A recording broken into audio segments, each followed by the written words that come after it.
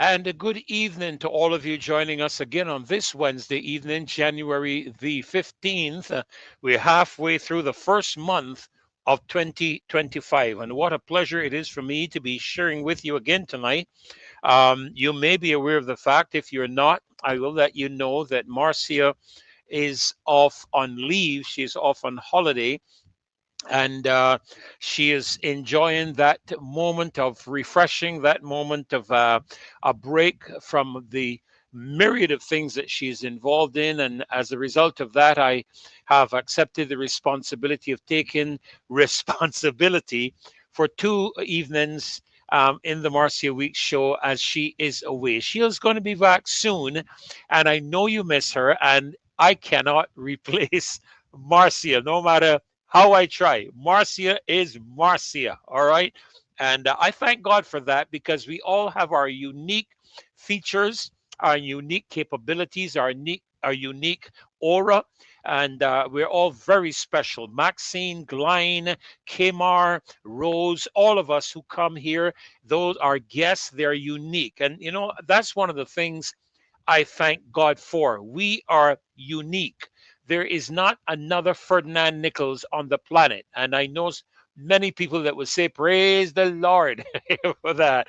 But you're unique. And I want to believe that God threw away the mold when he made you and when he made me, so that amazingly, there's not another human being who has ever lived, who is living, or who is going to live that shares my fingerprints.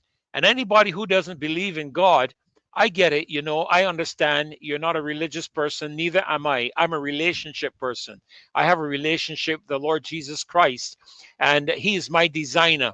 And when one looks at the human body to see the remarkable aspect and development of the human body, you are hard pressed to understand how anybody could even come to the conclusion that somebody is not a designer behind everything that we see. I mean, goodness gracious, you know, if I had my watch here, this phone didn't just happen. Somebody sat down, created this, and manufactured it. That's why I have it in my hand tonight. It's the manifestation of a designer.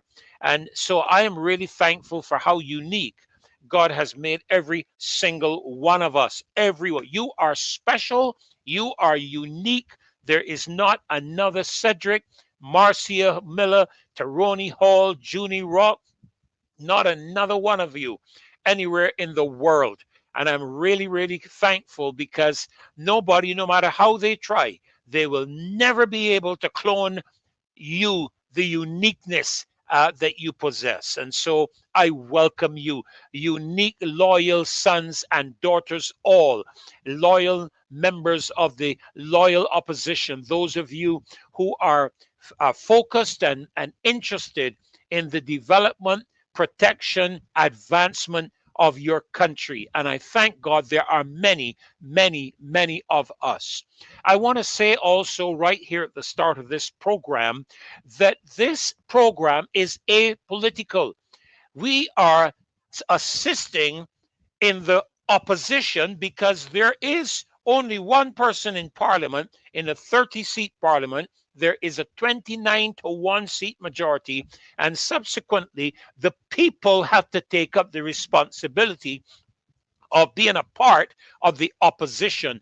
And that opposition is not simply to oppose any governance or government. It is to hold the government's feet to the fire, and where we are able to speak to matters and solutions and ideas, we offer them. And we have been doing that on this show for several months now. I have, and Marcia has, and others have always said to the government on this show is an open platform. If you wish to come on the show, contact us, and we will be more than happy to welcome you to the Marcia Week show. But when you come here to do a number of things. Number one, to tell the truth. Number two, to stop being political and be interested in expressing what is in the interest of the people of Barbados. Number three, be transparent. Number four, be accountable. Be willing to answer our questions to the letter and to the hilt. Over the past couple of days, I've been watching some extracts from the committee hearings of the persons that the President-elect Donald Trump has selected for his cabinet. And I am beginning to wonder sometimes if we shouldn't introduce a system like that in this country. I am being very brutally honest and frank with you. And to some degree, even in the midst of a government's activity, if we should not have committee meetings held where those ministers, not in Parliament, I'm not talking in Parliament. In Parliament, you can get in there and play games. In Parliament, you can get in there and play the fool.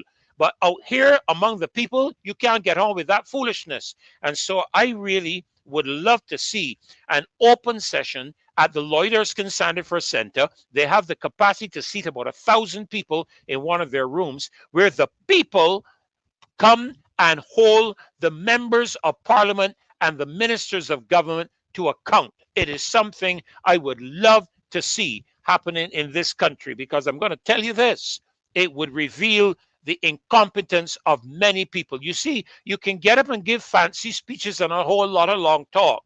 But when the people who are intelligent, who are researched, who are apolitical, who don't care about whether you are B or D, and they start to nail you to the wire, then you have to give an account. And that is what you campaigned on, and that is what you must do in this season that we are in. And so I start by welcoming all of you this evening. We're up to 211. Yes, Marcia, thank you, my dear. God bless you. Love just having you guys keeping me on my toes, holding my feet to the fire as well. So we're going to go, first of all, straight to the national anthem. We're going to come back and go straight to the national pledge. And then I want to share a few things with you, if I am able to, as we engage this evening. So, ladies and gentlemen, the national anthem of the Republic of Barbados.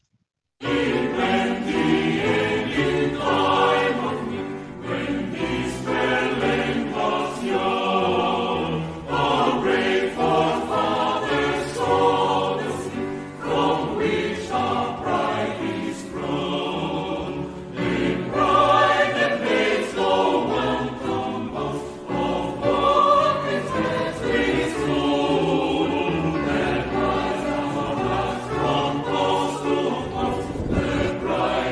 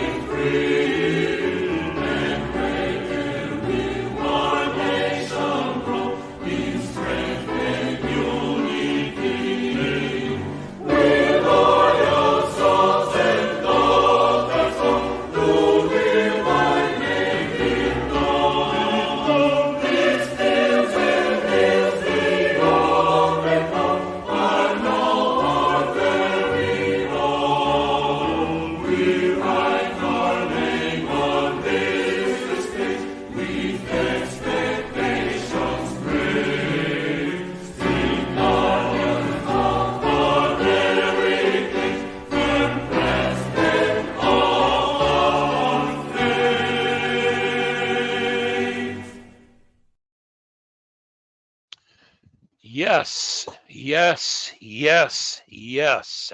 Strict guardians of our heritage, firm craftsmen of our faith. Of course, you can see I have the national flag right behind me here. I made an adjustment just before, just as the national anthem was starting, so that I would keep all of us in mind that I pledge allegiance to my country, Barbados, and to my flag, to uphold and defend their honor, and by my living, to do credit to my nation wherever I go. And this is the commitment that we make on this show. We are citizens of this country, and we are proud to be citizens of Barbados. We're thankful that we were born. I don't have the time to go back through all the history of how we got here. We are more than well aware of how we arrived in this part of the world, but we are here. And as a result of that, we want to celebrate those of us who have come into a well-being here in this nation. We celebrate our founding father, the Right Honorable Errol Walton Barrow, who founded Barbados's independence and began the process of severing connections with colonial UK, England.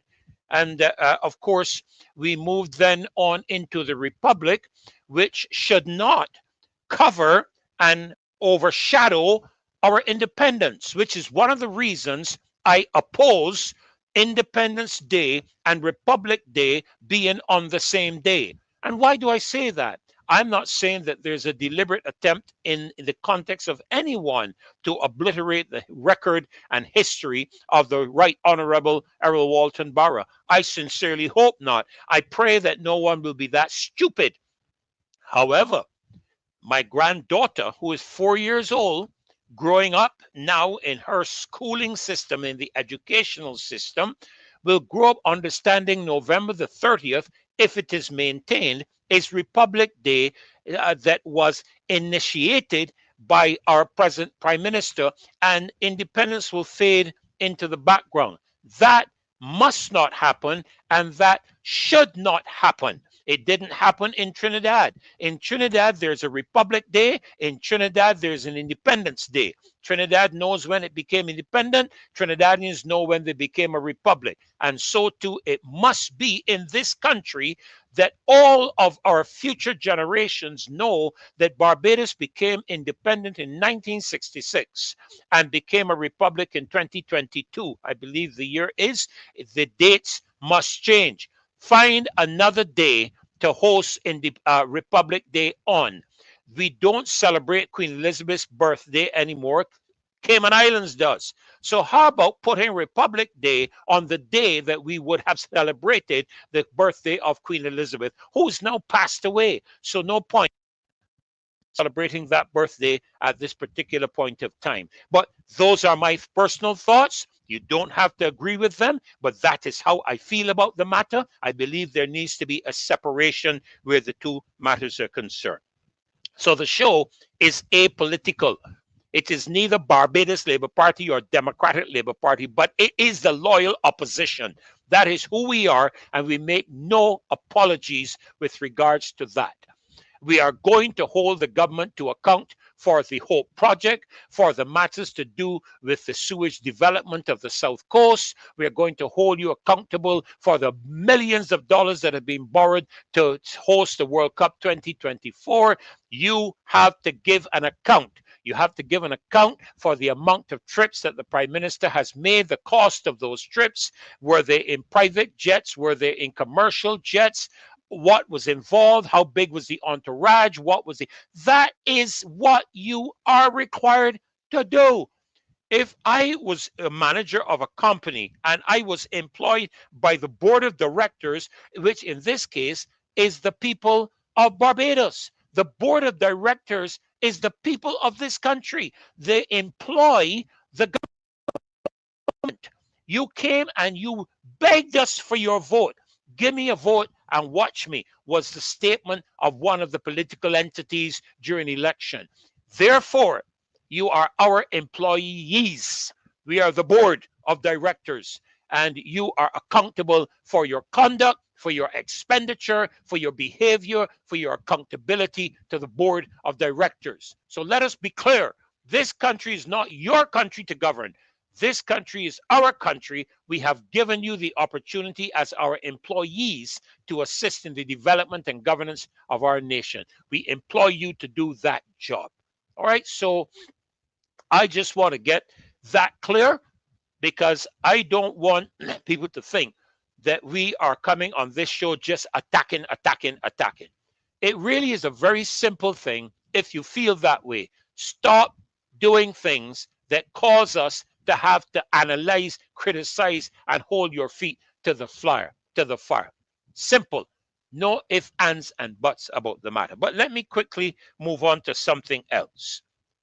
Over the last several weeks, we have heard about a matter to do, and I was trying to get someone someone in the health area, in the pharmaceutical area, to come on the show tonight and to talk to us about what we are hearing to be uptake in respiratory challenges and problems with regards to some things that are being announced, not just here in the United Kingdom, in the United States. Some cities are reintroducing mask mandates and all that kind of thing. Now, look, I certainly did on several programs.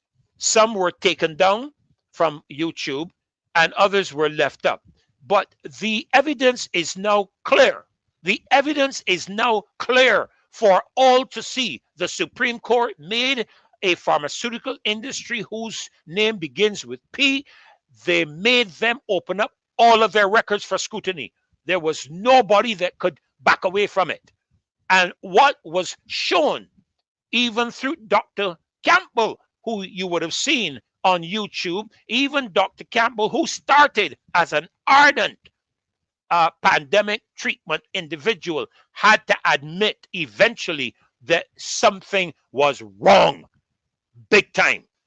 And he admitted it, he showed it, he interviewed people from Africa and from other parts of the world, many Nobel Prize winners, top doctors, top medical professionals, top virologists came out against a lot of stuff. People who were formerly advisors for the WHO, and I'm going to play something tonight with regards to a matter to do with the WHO.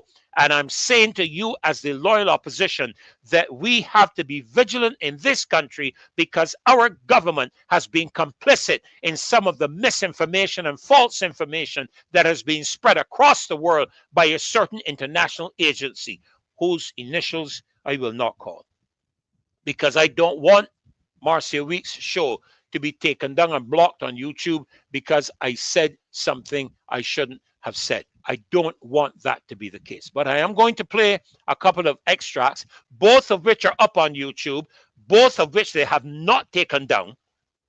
And incidentally, I'm hearing news that Facebook is now backpedaling on all of their restrictions in terms of what was aired during the pandemic, when we were telling people. I stole a certain medical professional who leads the medical fraternity in this country. I told them about the matters to do with the pandemic, and they ignored what we shared with them, only now for us to come back and find out that what we said was true and what they were saying was false information. That means that as a government, our government has been complicit in lying to the people of this country as a part of a global misinformation campaign by a certain international agency with 3 letters in their name. All right? I could be talking about anybody. So, yeah, thank you, Jay, for helping me to remember to run the disclaimer. Thank you very much, because I don't want anybody to blame Marcia for what I am saying. I am saying something that has been proven, and if anybody has an objection, come with your facts. Don't come to me with no stupid talk. Come with your facts, and I'm going to share some of those facts tonight. But let me run a video here.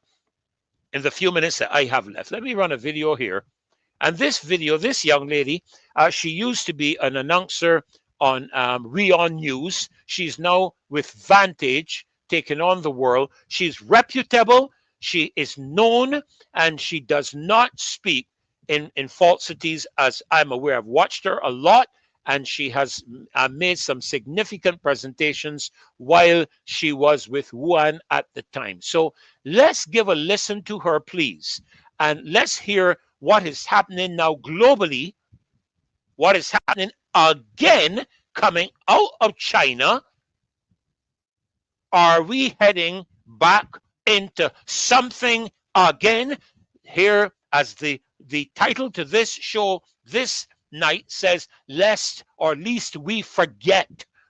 And we will not forget. So let's hear her. This is not me, this is the news coming from her, and I would like you to confirm that you're hearing it loud and clear when I run it. So let's hear her now. I hate to say this, but it feels like 2020 all over again. Overflowing hospitals and thousands of patients with flu-like symptoms. China is facing a new health crisis, a new disease outbreak, which looks a lot like the Wuhan virus. And as always, Beijing is sharing no information. They're calling it a pneumonia of unknown origin. They're making it sound like it's just the flu season. We do hope it's just that. But sadly, the pictures tell a different story. Take a look at this.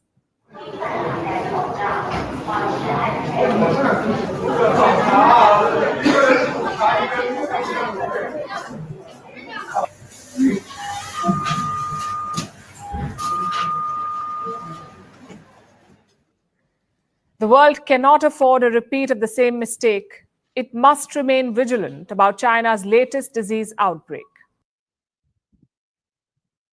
Now, I hope you heard that. We must remain vigilant with this Chinese new outbreak. Now, I have watched repeated committee meetings,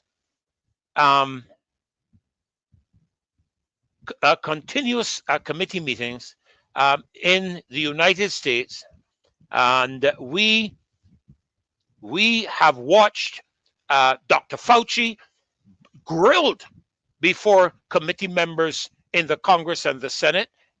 We have seen him try to weasel himself out of matters to do with gain of function and funding for the lab in China. These are facts. This is not hearsay. These are facts. And because of his input, the entire world was in a lockdown. Entire world went through a horrific experience at the time. Right now, we have something else coming forth. Now, my information that I have researched and I have received tells me that this particular virus, and there's certain videos I won't share, there's others that I am going to share, is known. It is known. The name of this virus, I'm just trying to pull up my information. The name actually of this virus is a metapneumovirus. And this is what they're saying. It's not known. Well, regrettably or fortunately, the name of that virus is listed in the documentation that the Supreme Court of the United States of America made a particular pharmaceutical developer and producer reveal to the world. And it is in their documentation from back in 2020, 21, 22. It is in there. The name of this virus is in there. They are liars. And I'm saying that now. I'm telling the chief medical officer, don't come to this country with no foolishness. I'm telling the head of the medical fraternity, don't come to this country with no foolishness, because we are informed now. You cannot talk nonsense to us. So step back, step away from this ridiculous notion of imposing upon the people of Barbados again in their ignorance something that we are now aware of. Not only that, this particular thing is named, and they had to disclose that this virus of unknown origin, never seen before, don't know where it was, don't know where it came from, is one of the potential side effects of the mRNA treatment. I am going to leave that there. But I want to be very clear. And you can tell in the ferocity and venom and passion of my voice, I want to be very clear to the chief medical officer in this country and to the minister of health and to the prime minister. Don't come to Barbados with this foolishness again of a mask mandate and lockdowns. Don't come, because you're going to find thousands of people upon the street marching against you and marching against that. And I'm calling on all Barbadians now to take a stand. This foolishness has got to stop, because the World Health Organization, the WHO, yes, I call their name, is behind it. Why could I say that? Well, let me share with you another video, also on YouTube. Has not been taken down. I want to share this video with you tonight.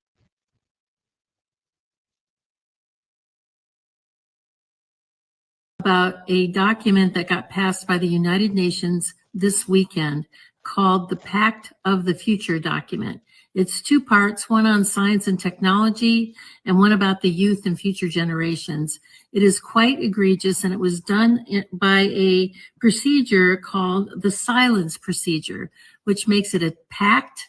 And if no one objected, it is automatically adopted and put into the record as being completely adopted.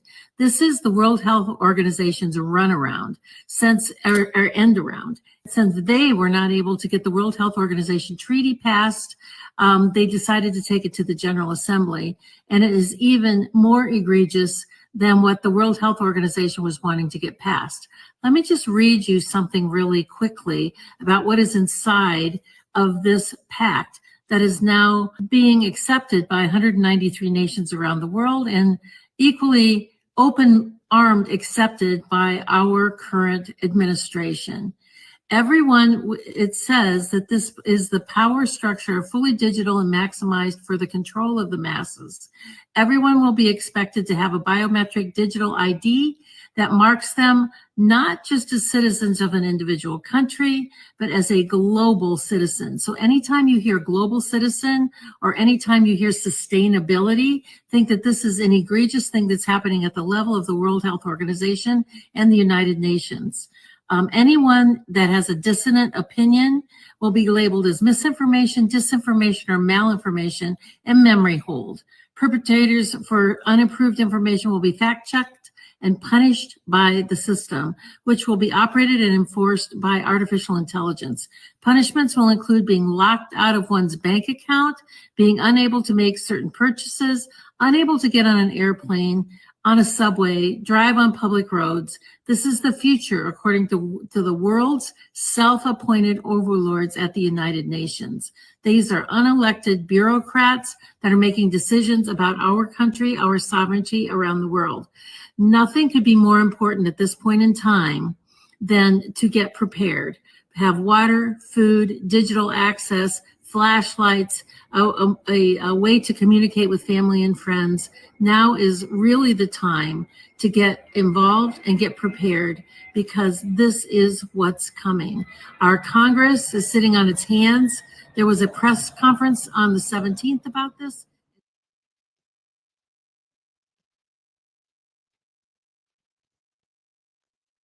Now, I wanted to share that with you so that you are educated and you are aware of what is going on. And that video clip, incidentally, is several months old. That is not recent, like last week or yesterday. That is several months old. Understand this. And these are the people that our prime minister is walking hand in hand, holding, hugging up, and snacking up underneath. These are the people who are making decisions for this country, taking control, becoming overlords of our sovereignty that we did not give to them to mandate them to do a single thing in this country. In another few weeks, we are going to have Davos 2025.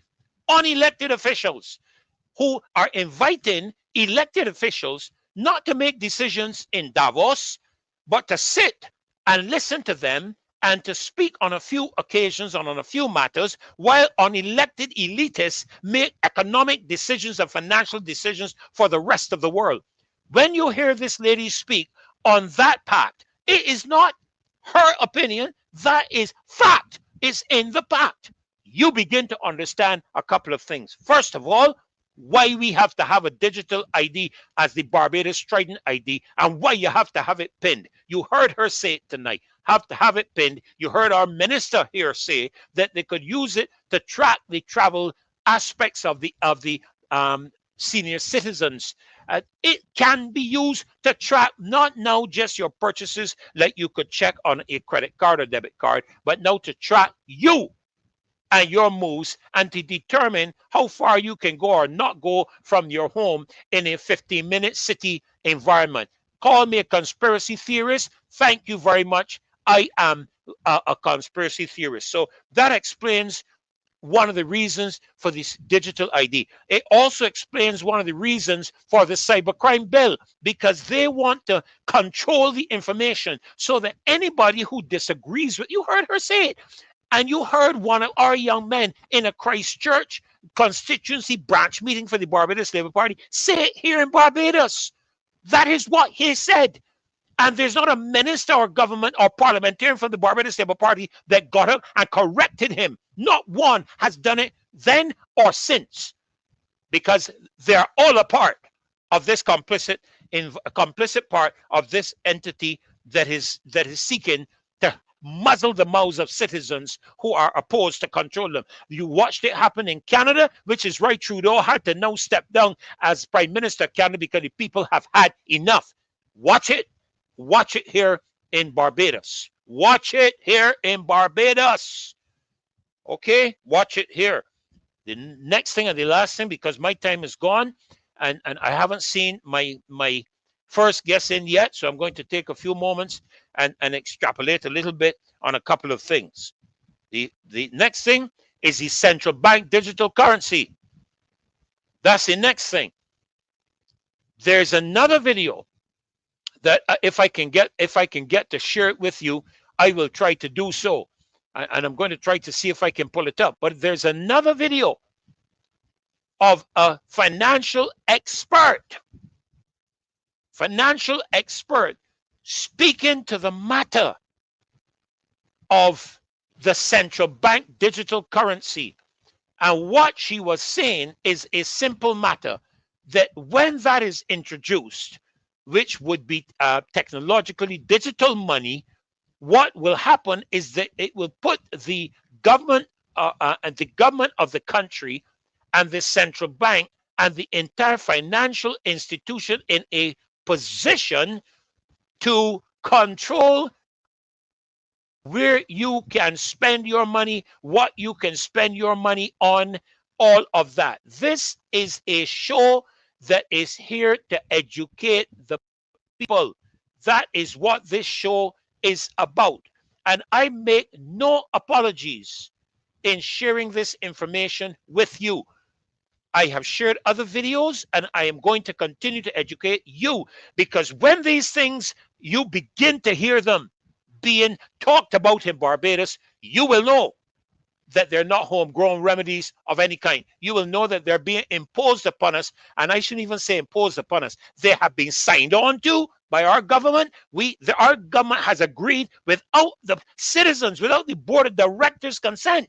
They have agreed to put the people of this country, the citizens of this country, underneath that system without consultation with the people. And I'm saying, anytime an employee makes a decision of that magnitude without consultation with the board of directors, they should be fired forthwith. So call an election this year if you're drunk. Call an election this year if you're drunk. Well, not if you're drunk. I don't know. Call an election if you're there. And you're going to see the 9/10 that's going to sink you. I'm going to share this with you. I have a few minutes before I'm keeping my eyes on my screen to make sure that I don't miss my guest coming in tonight. This is Hillsdale College guest speaker Catherine Austin Fitz on the danger of central bank digital currencies. Listen carefully to what she has. CBDC stands for Central Bank Digital Currency. It is a currency issued directly by the central banks. It can be done on a wholesale basis, which is to essentially allow the commercial banks to issue it on a retail basis and do the management of it on retail, and then relate back to the central bank, which will be a wholesaler, or it can be done directly by the central bank doing directly a retail CBDC. The challenge with CBDC is it gives the central bankers complete control and the ability to program your money. What it does is it gives them the ability to say what you can use your money for, where you can use your money. It's called programmable money. Some people call it smart contracts. I call it very stupid contracts. But it gives you the ability to issue programmable money and do complete surveillance and control of where and how people use their money.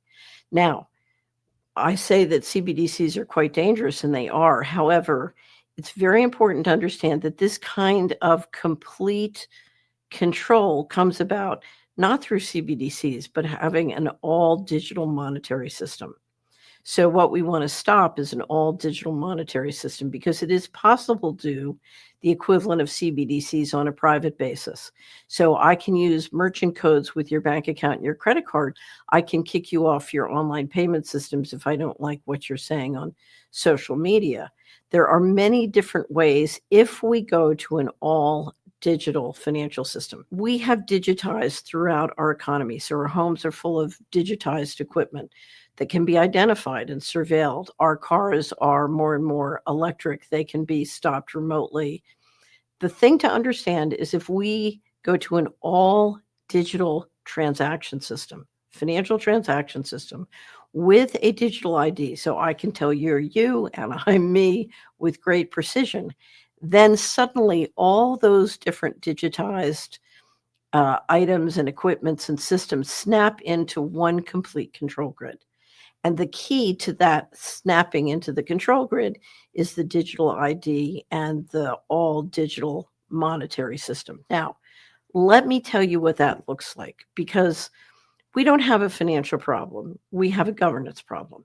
If you do it in a system where a secret governance system that is non-transparent and outside of your control, if that gives them the power to basically turn on and shut off your transactions, we're in a coup d'etat world. By creating an all-digital transaction system with a digitized economy and a digital ID, suddenly the central bankers now control fiscal policy. They can determine where you go, when you go. So let's go back to the pandemic. During the pandemic, if the lockdown said you can't go more than a mile from your home and you can only go that on Tuesday and Thursday, in an all digitized economy with satellite flying overhead, they can literally track you. And if you don't do what they say, they can turn off your money. Now, what this means is you not only have usurping of the people's representatives, but you have a usurping of the state powers. So under the Constitution, the powers not delegated to the federal government are the reserved to the states. But now the central bankers asserting line of fiscal policy, making the rules and enforcing them centrally, can literally control healthcare or other powers reserved to the states, and by the ability to literally control your financial transactions. The way to make that transition is just say total control. If you don't eat cricket flour and synthetic meat made in a lab, we'll turn off your money. Use cash, encourage the local businesses to use cash, encourage your local banks to support cash. You can always use cash, and you can use checks. Keep the cash and check systems going. Now, I hope you've been listening good. I hope you've been listening good. Okay, I've shared with you 3 videos. One from a reputable news media operation, one from Dr. Terry, I can't remember her name now, but reading from the pact spoken of that 190 something countries of the world have signed on to, including this one. So that in the next global emergency, none of our countries are going to be sovereign countries but the United Nations would be running the affairs of our country through the World Health Organization in dealing with the global crisis. And thirdly, you've heard from an expert concerning the dangers of the central bank digital currency. You've heard her speak about the matter of the government being able to program your money, where if in the next pandemic or in the next global emergency, if they don't want you to go more than X distance from your home, you can't. Why? Because you can't put in gas, you can't buy food, you can't order nothing, you can't get gas, what you call it, gas to cook with. No, you're restricted because they control your money. That is one of the avenues of the Barbados Digital ID, and the World Economic Forum has already issued a warning concerning the abuse of the digital ID. They issued a warning, and they made the point that it can be used to disenfranchise the citizens of a country and to pursue them and persecute individuals as a result of having the digital ID. And I'm saying to all of you, I don't have a problem. Get your digital ID. Do not pin it. If you have to pay to get on the bus, pay and get on the bus. Don't pin it. Nobody can force you to do that. And I still have a Barbados passport, which is, from what I understand, the highest representation of identification available in anybody's country, their passport, more than anything else. Of course, unless the UN, the WHO, and whoever else, along with our governments, makes a change to that. All right? Now, I remember our Prime Minister during the pandemic talking about how the virus could be transmitted via handling and touching of monies and so on. I am not a medical professional. I don't know about that. But if that is the case, what she was doing is setting up a case for the removal of cash from the society. And I find it rather amusing that as they are seeking, you see, there's an old Indian saying, you speak with forked tongue. On one hand, you're producing a new type of fiat currency, new polymer bills and so on. Much of the time, which you have a problem, and you all can tell me if I lie or true, because I have gone through it. Up to today, went to a certain bank. And the people at the ATMs, 3 ATMs, the people frustrated. Some people walk out through the door because the machine keeps spitting out the money that they're trying to deposit, and all of this foolishness going on. The machine's malfunctioning, and don't you want to print a deposit receipt, and all this kind of foolishness going on. And I went into the bank and I told the security, I want to see a manager. The security looked at me and told me to go to customer service. I said, no, I want to see a manager, and I sat down. And eventually a manager came to me who knew me, and I sat with her and I told her exactly what I'm sharing with you. I said, you all need to have a conversation with the Central Bank of Barbados, because these polymer notes are creating problems in the machines. We were not having these problems with the old notes. I'm not one to stand up against any development, and going forward. But the reality is that we were not having problems with the old type of fiat that we were using. We were not having problems with it. We now are.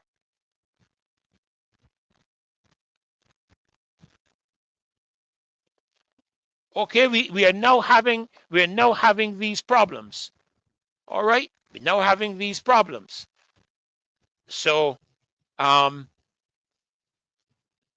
this new polymer money, and I said, did the central bank sit down and have a discussion with the banks and the people in the banks before they went into the development of this new material to use? And she said no. I said, you see, that's the problem in Barbados. The problem in Barbados is that management keeps making decisions without talking with the grease monkeys. I went through this at a company where I worked not long ago, where they built a workshop without a pit and expect the mechanics to go up underneath a 20-ton truck, or I don't know how many tons the cement trucks are, go up underneath a 20-ton truck on a lift. And the mechanic said, not on your life, build a pit. But they didn't talk to the grease monkeys, so they had to go and retrofit a pit at an additional cost of thousands of dollars, because the grease monkeys ain't important. When I went for training with BMW in Munich, I sat and had a conversation with people in the development sector. They have a building, a massive building that is a development building. And I sat and talked with some of those people. You know what I discovered? I can't speak about any other brand because I was the brand representative for BMW. But when I sat and I talked with them, what they told me is that every single person involved in the entire production line of a BMW sit together in a room when they're getting ready to manufacture a new model, when they're getting ready to produce and launch a new model. The fellas who got bolt on the things and he worked in the production line and put in this and put in the next, and the fellas who got design, the fellas who got work on the engines and all sit together and have a conversation before a new model is produced. But no, what we have is a government that does not engage conversations with the civil society of this country, but want to go and implement policy, then only to have them to pull it back. You heard from Rose on Monday. Rather than sitting down and talking with experienced educators, people who are involved in the education sector, those who are current, those who were there before, many of the ones that are there before were wise. They may not be technologically savvy, but they were wise and they were informed, and they were mothers and fathers to students. They were not just teachers spitting out academia. They were human beings who treated children like human beings. But rather than sitting down and talking with them about the developmental aspects of education, you go and create colleges of excellence only to pull it back. Why? Because you have not consulted with the citizens of the country. It's the same foolishness that we're facing at the moment with this condition in our country with criminal activity. You're not sitting down and talking with law enforcement officers. I'm not talking about the top brass, because at this point of time, because of what has happened in the pandemic, people do not trust the top brass of nothing in their countries. They don't trust the government. They don't trust the police top brass. They don't trust the medical fraternities top brass. None of them they don't trust. They don't trust the hospitals. Nothing. They don't trust, because you all were liars. You all misled the people. You gave us more misinformation than anybody else on the planet. And as a result of that, people are suffering today. We have people dropping dead around the world as a result of taking steps. I'm being very careful, but you know what I'm talking about. As a result of taking steps. They told us, do this, and you won't contract. We did it, we contracted. They said, do this, and they wouldn't develop and be bad. We did it, and we did develop and be bad. They said, do this, and your system will do this and the next. We did it, and the systems did not. That's why the people no longer trust you. What has to be recovered in any relationship where trust has been violated is that you have to rebuild it. And to rebuild it, you have to be 100% transparent and 100% accountable. And until you are, people will not trust you. I'm here to tell truth. I don't care who it offends. Jesus Christ told the truth, and he offended a lot of people and took him and crucified him on a cross. And he still ain't changed telling the truth. And I'm not about to change telling the truth. I still believe that there are two genders. I don't care what the what NIFCA says and the Ministry of Culture says. I don't care. Two genders, male and female. I can define a woman. I don't have any doubts about what a woman is. I can define a woman. But we got people who can't define a woman. We got a minority of people who want to impose their views and wills upon the majority of the people that is not scientifically supported and is a moral abuse. If you had problems when you were growing up, get counseling, get psychological help that can bring you out of your case, but don't try to impose it upon the people of a country. If you try it here, you're going to find me in opposition to you. And listen, don't mistake my opposition for hatred. Jesus Christ opposed a lot of people, but the Bible says, for God so loved the world, including the people he opposed, that he gave his only begotten son, that whosoever believeth in him would not perish, but have everlasting life. That didn't mean he went around accepting everything from anybody. He didn't. And because he didn't, he was crucified, but they couldn't keep him in a grave. But I'm not here to preach that. I'm just making the point that I am going to tell the truth. If nobody else wants to tell the truth, that's up to you. But we are going to hold any government. This is a warning even to Mr. Thorne and anybody else involved in politics in this country for the rest of my life in this country, and I hope for yours, that we are going to hold your feet to the fire. You're not going to be able to do as you like in this country. Not going to happen. Well, I see one of my guests has come in, and I thank him for the time he's given me. But we are close on going to yet another guest, and so I'm going to bring you in quickly, Stephen. Welcome to the Marcy Wheat Show tonight. I don't know, are you able? If you're able to pull your camera up, it would be nice. If you're able to, you don't have to. But great to have you on the show tonight. We're going to have to be tight though, because I have another guest coming in about 10 minutes. But you messaged me, and I saw your message, and I certainly have I have no problems facilitating you at this point. So welcome,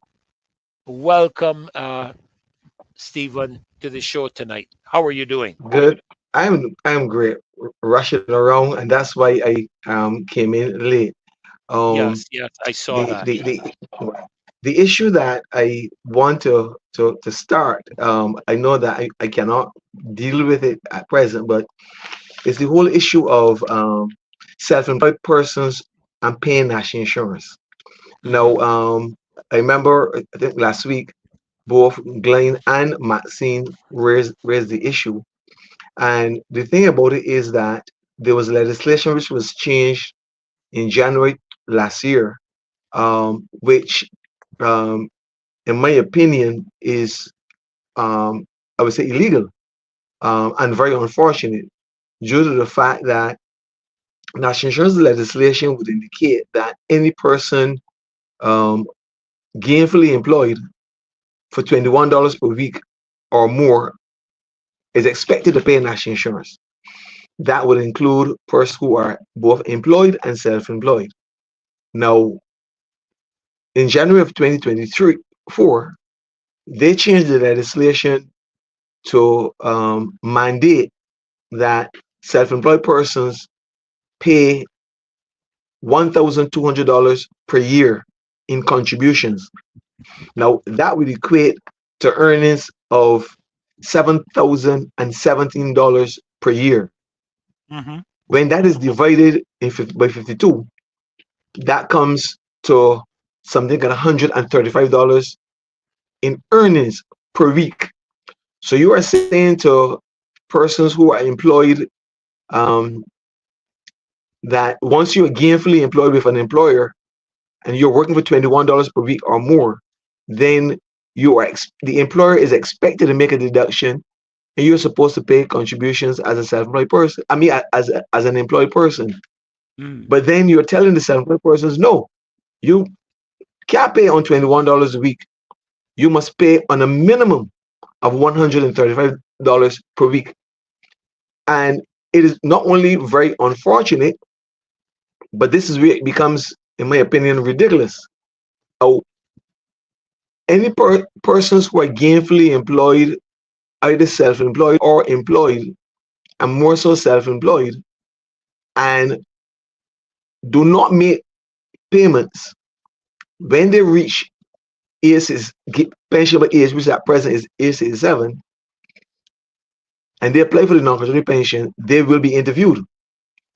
Now, once it was found that they did not pay contributions, then that person will be all things being equal, will be denied a non-contributory pension.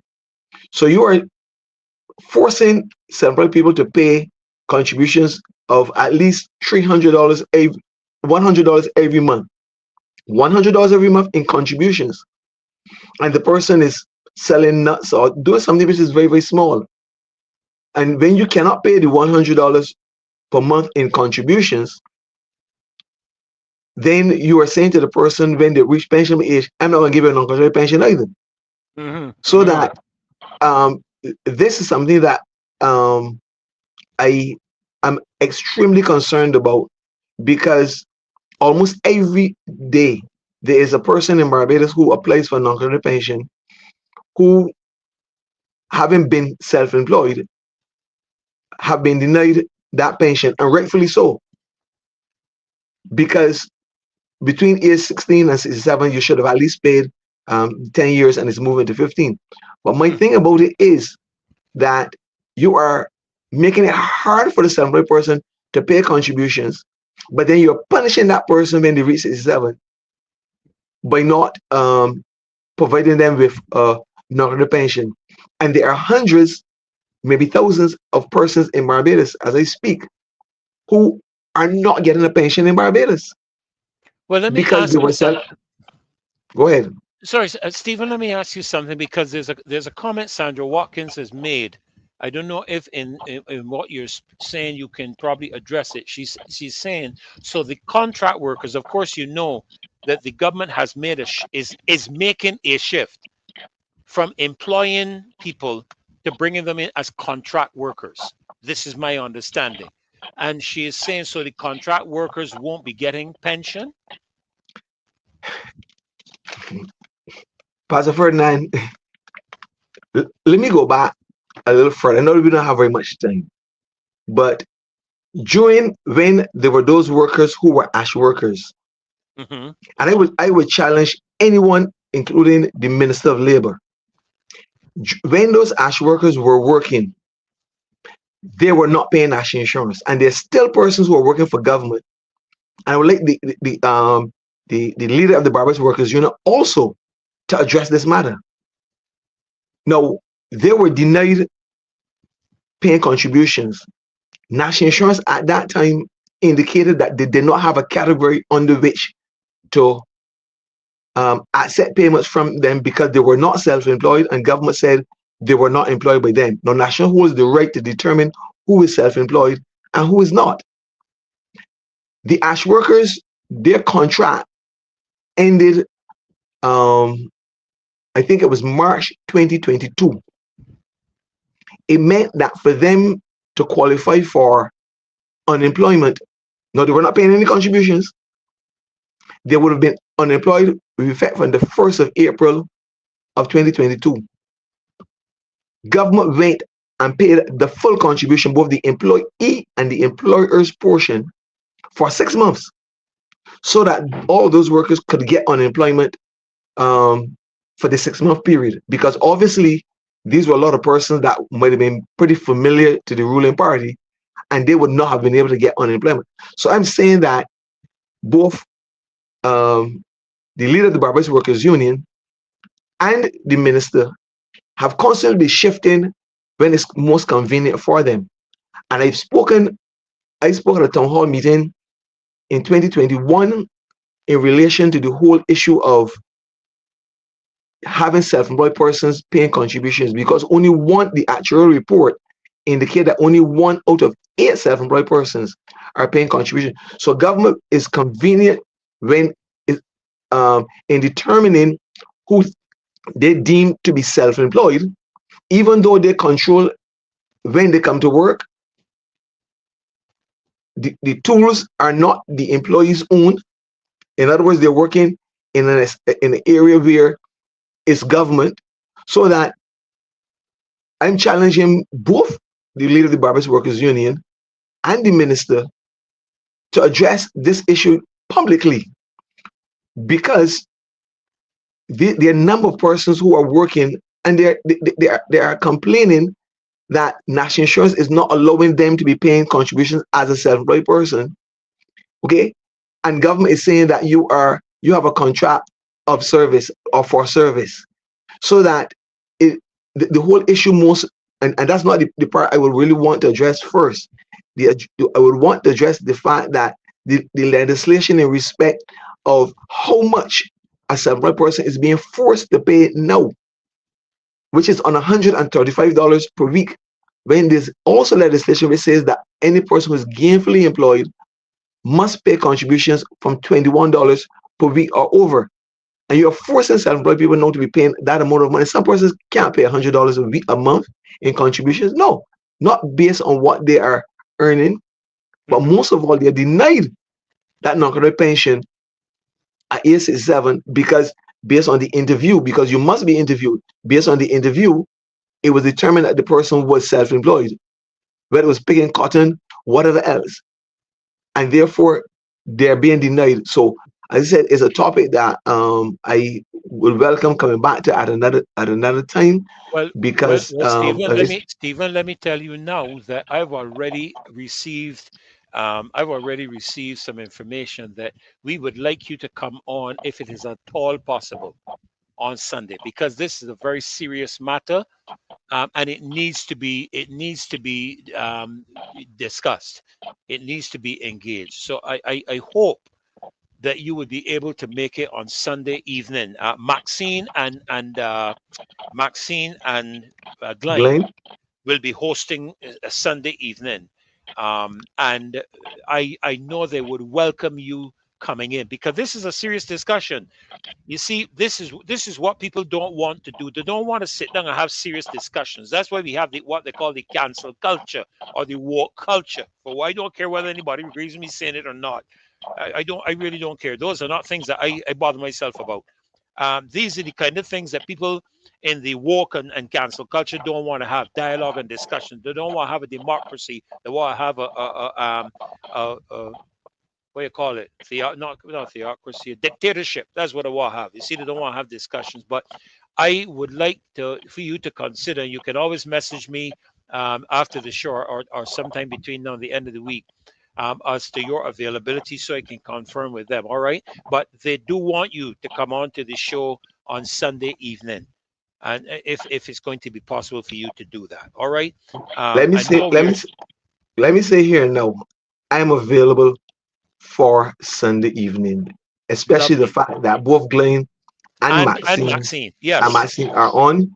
And yes, as I said, I've spent nearly 40 years of my life at National Insurance. So right, therefore, right. there are a lot of different issues that need to be addressed, not only self-employed, but there are a lot of different issues in respect of National Insurance that really needs to be discussed, Hmm. because I think National has fallen behind really in this, in my opinion, its service to Barbados. So as I said, I'm glad that you gave me the opportunity to come in at this present moment, Hmm. but I will make myself available, God willing, on Sunday On evening. Sunday, So, wonderful, and Sunday, just give me the wonderful. time slot, And and I'm available. and of course, we will. If you if you have the time on Monday, you can pop in and give us an update on the water wars in St. Lucie, because people think that we've forgotten this stuff. Stephen. People think we've forgotten the cybercrime bill and we've forgotten the whole project and all this stuff. We haven't forgotten. We haven't forgotten. There are other critical things that we have to add to the process, and so we're trying to do that. So Stephen, thanks a lot, appreciate you coming in. I know it's been a short time. I have my other guests in the back room waiting, and I want to try and get him in, because he was late the last time I had him in. But I will let Maxine know. As a matter of fact, I think they are watching the show, so they would have already know. They would already know that you are going to be able to make it. So I want to say thank you, not just for the short time you were here tonight, but thank you for making yourself available for Sunday night. Really appreciate that. And we have to have some further discussions and conversations about the national insurance and the entire process, how it works, because to be honest with you, I think there are a lot of Barbadians who don't know how it works. That's the truth. Correct. All right. Have a So pleasant night. thanks a lot, buddy. Appreciate you coming in, huh? All right, God thanks. bless and have a great night. Great You night. too. Thank you. Well, folk, you heard from Stephen. I had talked to him about giving us an update in terms of the water wars at St. Lucie, but he is very experienced in this area, the national insurance. He asked me if he could treat to that. And of course, I am always more than willing to have persons address issues. That's what we do on this show. This show is not here for to be pretty. This show is here to address serious issues and to look at what we can do to engage solutions and hold people's feet to the fire. And you know, sometimes I wish we could get something set up in Barbados where after people leave office, when we investigate them and find that they have been unscrupulous and illegal and immoral in their activity, that we can lock them up. Anyhow, that's another subject for another time. Let me welcome my next guest to the show. He was on Monday with us, and want to welcome you, Maurice de Freitas. Those of you in the loyal opposition, you remember Maurice. He was formerly a convicted felon, I believe is how it would be described if I have it correctly. And he spent some time in what we would call in Barbados Her Majesty's prison, which is no longer Her Majesty's, is now a republic. So I don't even know what to refer to it as. But he spent some time there, and he has a program running in the Bronx with regards to the rehabilitation processes as it relates to criminal activity and gang violence and so on in the United States. And of course, many of us would be more than well aware of the last weekend that we had with that shooting at Curtains in St. Philip, where a young man lost his life. I think another employee at the station was injured. Just before that, we had the holding up of two KFC workers. We have seen the videos come out to today. Someone sent me a video, Maurice, of two young men ringing a doorbell at a person's home. And the person didn't answer the door. And as he turned and walked away and walked out of their gate, you saw the other fella jump up from hiding down behind the fence and go with him.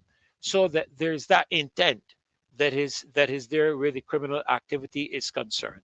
So, Maurice, welcome to the show again tonight. Great to have you. Thank you. Thank you. As you know, I had extended the invitation to your wife if she can make it. I hope I have her name correctly, because if she can make it, I don't want to get my neck taken off. Is it Ty, T-Y? Yes. Is that the correct pronunciation? That's correct.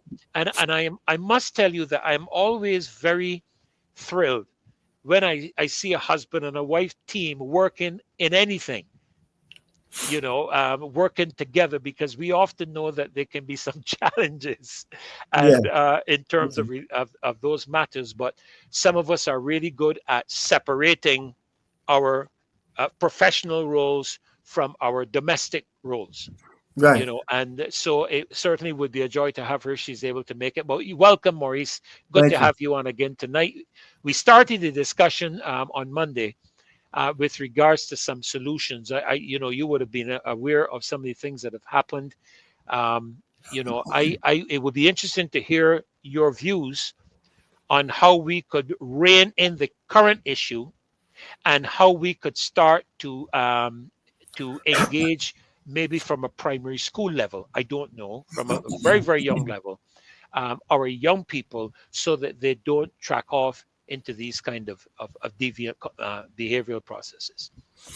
So I want to say thank you for having me again, and this time us, because my wife should be coming in really soon. And the thing about working together as a husband and wife in this field, that it's not work for us. So it's easy. Lovely. It's easy. It's not work. When you love what you do, you never work a day in your life. Absolutely. Right? Absolutely. Yes, sir. So, thank you for having me again. And thank you for having us, rather. Appreciate it. And the beautiful people of Barbados.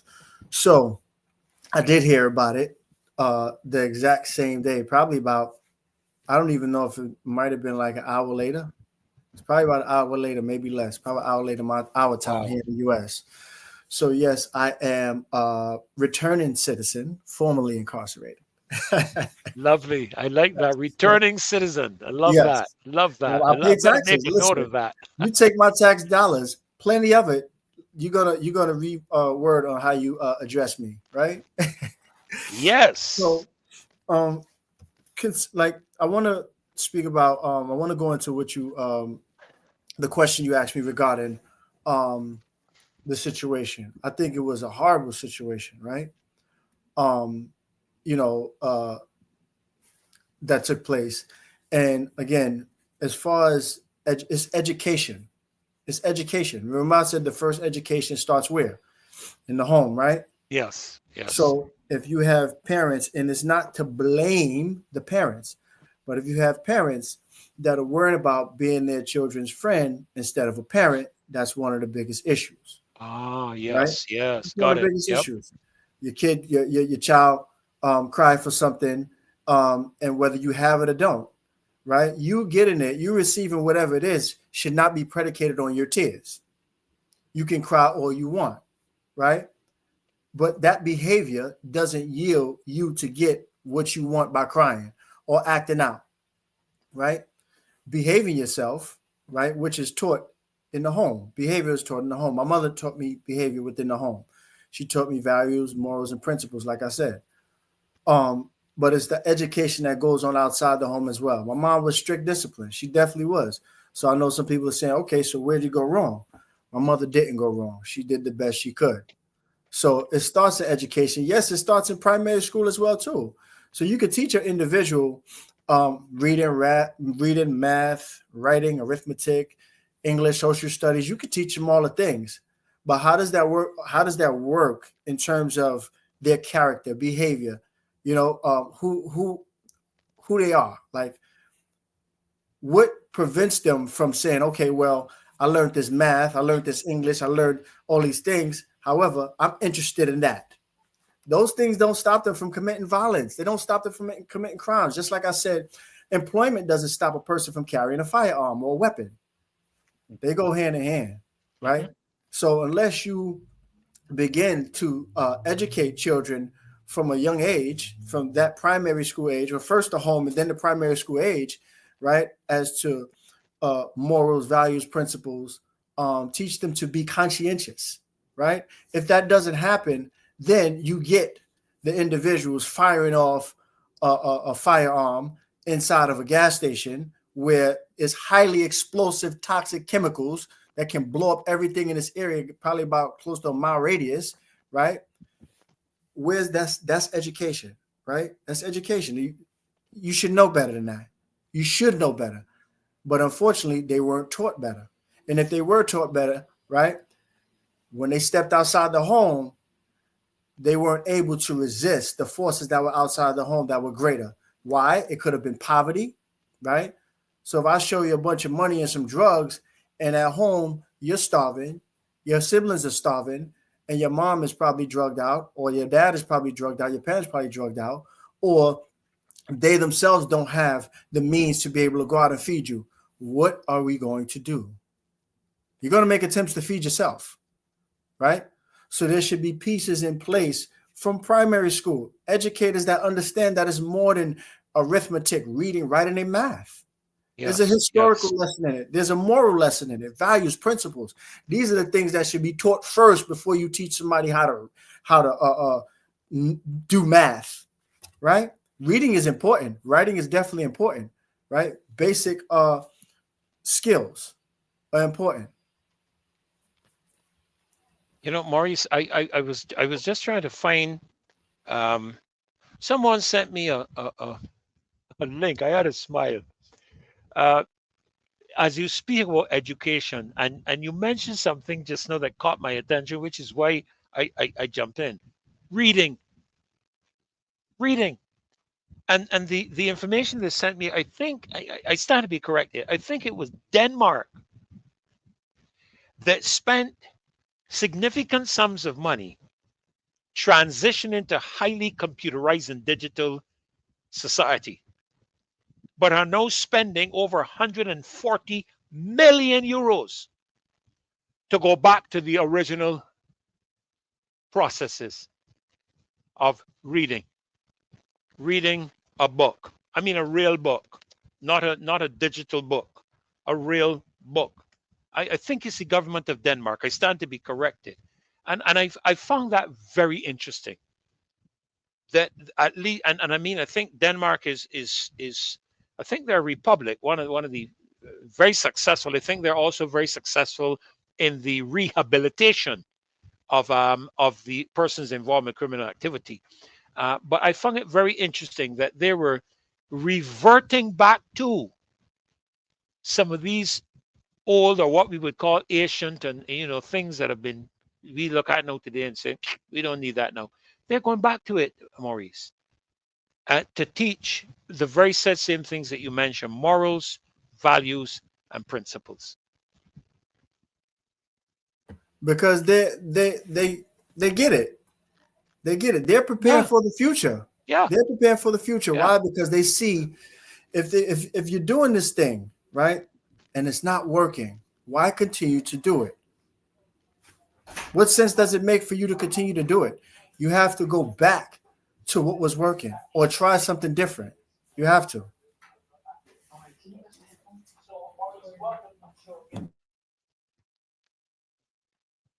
Yeah, you absolutely have to, and that's one of the reasons I mention at the primary school level, because I think if we could introduce things early in the life of a child, even in terms of matters of business, entrepreneurship, management, accounts, in elementary principles, that as they grow, it grows with them.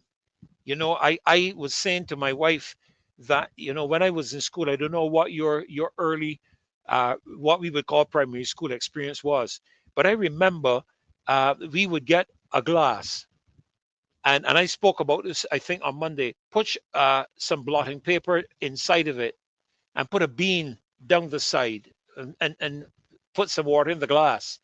We didn't know at the time what that was teaching us. We thought it was just about a bean growing. But the people who were guiding us in that process were teaching us certain principles. Of course, you had to have patience, because no matter how many mornings you got up and wanted to see something happen, that bean did not rush its development and growth. So I really believe that there are a lot of these things that would be of great benefit in the shifts in our educational system. And I totally agree with you. There has got to be more to our children than a common entrance exam. There's got to be more to it than that. And incidentally, you're muted, huh? So if you respond, we won't hear you. You're muted at the moment. Sure. Yeah, I just Yep. try to make sure there's no background noise when you speak. Yeah, sure. So it's definitely patience, right? Patience, because people don't learn things overnight. Like, sometimes I ask the same question to my wife 10 times because I really need to get it. I really need to understand it. What's being said. Or I may ask her, her point of view of what's being said, right? So going back to that specific point where there's definitely need to be more than that taught, because if you don't teach the basic fundamentals, where are you going to be as a people? You're going to continue to go backward. If you don't do something new, you don't do something different, you will continue to go backward. So if these education system is not changed, right, then it begs the wonder, if you see that it's not working, what are you doing? What are we doing? Something or somebody has to put a stop to it, right? And have to go back to the think tank and say, listen, this is not working. And that's what happened there in this country. And especially in a lot of these states here in the United States, a lot of them are doing reform, restorative justice, and they're coming together, having these huge symposiums. I was at a symposium, a public safety symposium in Albany, New York, back in September, where there was about 15 to 2,500 people there involved. And I presented there, right? And so people are starting to get it, and they're starting to want answers from different areas. They no longer want to work in silos because they see that it's not working. It's not working. You're working, a bunch of different small pockets of people are working, and nobody's coming together for the issue that's global. The issue is not in pockets, it's global. Yes, that's correct. So therefore, why not reach out to this country, neighboring countries? And if they don't have the answers, then guess what? Reach back out to the country that is, right, the macro of it all. Because there's nothing that nobody can tell me, right? I stand on this, that all these countries in the world are following American culture. And to be clear, Black American culture. Unfortunately, Black American culture. And it needs to be changed to a positive. If you're going to follow me, you're going to see nothing but positivity, or you're not going to follow me at all. So we need to make this transition from negative representations to positive representations. And that's education as well, too. That's education as well, too. So that's where I stand on that. It needs to be a new sense of education. And I think too, because I received, I'm getting so many messages, Maurice, and texts and so on. Oh, I love it. I love it. With regards to the issues and the challenges and so on, and the remedies and so forth. I listened to this one, and I won't call the name of the person that wrote it, but the question is being asked: can Bajans survive a potentially decadent decade? And the first paragraph reads this way, Maurice, and I want you maybe to hear it and make your comment. Has anyone noticed that this escalation in gun violence and crime has basically evolved after reputed drug lords smilingly waved their signed invitations to the public at the parliamentary swearing ceremony of the government in 2018? Their demonstrated delight suggested that they believed the government had their backs. It has been gay abandon in the underworld and mayhem in civil society since then, with armed thugs feeling emboldened and empowered and doing as they please, even in broad daylight. Give we the money and the guns and watch we is arguably the new mantra of deviance today. End of quote. Your comment. So I see a couple comments in there that I want to address, but I definitely want to address this. So with a country, right, that's so rich, and I want to say it's rich. However people take it, they can take it whatever they want when I use the word rich, right? With a country so rich, a people so rich, right? And of course, like I said last time, in every country, every place, you have their ups and downs. In police precincts, you have good police, you have bad police. That's just the reality, right? And I can even say that about here in America, right? But when you have people that they want what they want. You have the rich that's rich, and you have the people that's poor, right? They want what they want. So you're going to have people that are thriving and progressive, and you're going to have the people that's starving. People need help. They need support. So if people aren't eating, right, the way the upper echelon are eating, right, you're going to see crime. You're going to see poverty. You're going to see violence. You're going to see these things. You definitely are. So can Barbados bounce back and become great? Of course they can. Of course they can. But people have to be on the same page. And I think that a lot of people believe that it starts from the top, right? I beg to differ. I think it can start from the top, but it can also start from the bottom as well, too. People have to be, they can't quit. They can't give up. You have to fight. And when I say fight, I don't mean a physical fight. I mean, you have to have fortitude. You have to be intelligent. You have to be strong mentally, spiritually, emotionally. And you got to be steadfast. You got to be diligent in what you want. You cannot stop. That's what happened in this country, right? The forefathers and the ancestors that came before us. If they would have stopped fighting, where would I be today? Right? Where would I be today? I wouldn't be anywhere. I'll be nowhere. I'll be nothing. But they continue to fight, right? So now how I just sat there with a life sentence and sat in prison and said, well, I'm never going to be nothing. I have a life sentence. I'm never going to get out, right? Where would my kids be? Where would my grandkids be? Where would the Bronx be, right? People that I came back to save. So the same people, not people, but the same cabinet, right? The same cabinet that put me away is the same cabinet that came back to me for help. So how could I not believe or have faith in the process? Not the system, the process. I am the process. So if you say that it's going to fail, then guess what? You're going to fail. I want to address someone that spoke about restorative justice being BS. You know why the person that said that probably feels it's BS? Because they don't know how to execute it. That's why. I know how to execute restorative justice. I execute it every single day with a success rate of 85%. Right? So if you don't know how to do something, I would expect for you to say it's BS because you don't understand it. Right? And maybe since I said that the person doesn't understand it, it's not fair to them that I say they don't understand it and explain what it is. Right? Let's give them the benefit of the doubt. Thank you. So restorative justice is this. If an individual or people or whatever, person does a thing that harms or affects someone else, right? Or offends someone else, right? There's a justice, right? And a judgment that need to be passed down to the individual or the people. Now, the justice or the judgment that needs to be passed down is not some physical violence, not some physical abuse or hurting or harming someone mentally, physically, or psychologically, right? The reason you have to get down to the, as they would say, the nitty gritty of it, you have to get down to the bottom of the person's spirit, their soul, to see exactly what happened to this individual in their lives. And I expressed this the last time, right?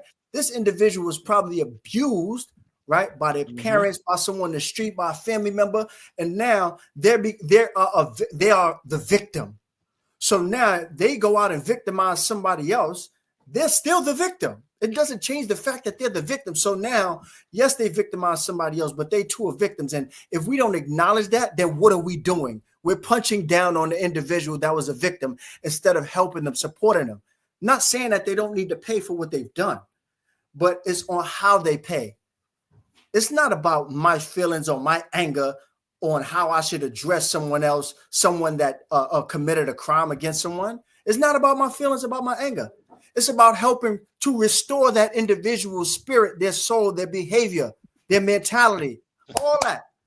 So I'm not going to attack. How do I look attacking the victim? So that's what restorative justice is, right? And you address the individual's behavior. Now you bring it up to speed and you bring that individual to the people or the victim that they have offended, and you let them know that this person you violated, you offended this individual. As if they are now a victim of your circumstance to what you have done, right? Now, you will get them to accept accountability for what they have done. Once they understand what they have done and accepted accountability, that's where the process of restoration starts. So please don't sit here and tell me the restorative justice is BS, because I am. You're a product of restorative justice. You so know why tell me that, please. Why I'm smiling so much is I'm a Christian minister, and if anybody knows anything about the Bible, about God, about Jesus Christ, he's the greatest example and master of restorative justice. Because no matter what level of sinner you sink to, he is able to bring you back to a place of acceptance where he is concerned. That's right. So look, there's no saint without a past and no sinner without a future. That's right. Absolutely. Well, Maurice, I see. I'm going to be very careful now. I see your better half, which, of course, or should I say your better whole, because I understand, one will leave mom and dad and cling to the other, but there are two ones. It is the only mathematical calculation, I think, so where 1 and 1, so 1 plus 1 my equals other half, right, and my better whole. Well, let's welcome you, Ty. Getting some outside noise. I don't know if it's your microphone. Might be rubbing against your material there or something of the sort. But let me welcome you. Let me just set aside Maurice for a minute, and let me welcome you to the Marcia Weeks show. It is an honor and a pleasure and a privilege for us to have you join your husband. As you know, we have been looking at the aspects of criminality, criminal activity, gang violence. Our country has gone through a very challenging 2024, and 2025 has started in a very violent manner. which I would have to say it's almost a daunting task as we as normal citizens would look at it.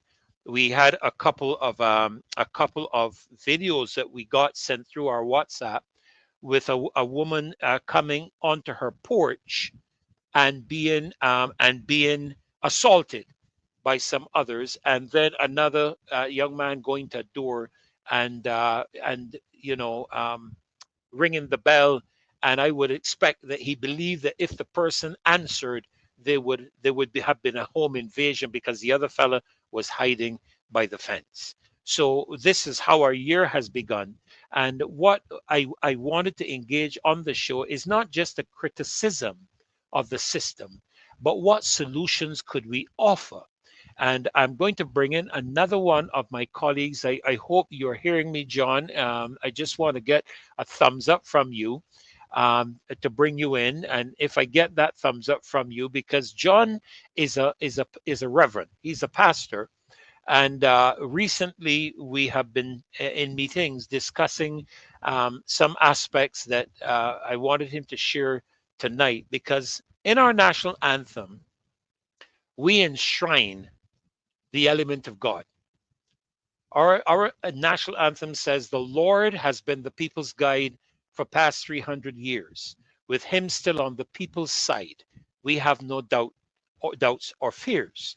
And so there's a real sense in which we as Christian ministers believe that the element of faith plays an important part in the development of our lives as human individuals and the overall development of our society and the protection of our society. So I've invited him onto the show tonight because there is an initiative that we're going to be talking about as well, which you might very well find intriguing, and maybe something that could be used and introduced in the US where you are and probably spread across the US. So John, I'm just looking for you to give me that thumbs up. Once I get the thumbs up, I will bring you in. There you are, sir.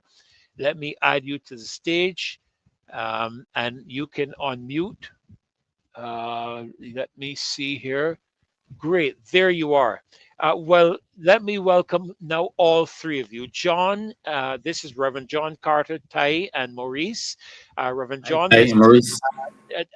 Ty and Maurice, they're How are they're Good a couple evening. working together, and so we are going to be discussing how we can engage the aspects of criminal activity from a number of different avenues, because it's going to take a collaborative effort of all of us in order to all the elements, all the institutions, all the people to be able to redeem our country. So let me welcome you, Tai. You're the lady in the mist, so I'm going to let you go first.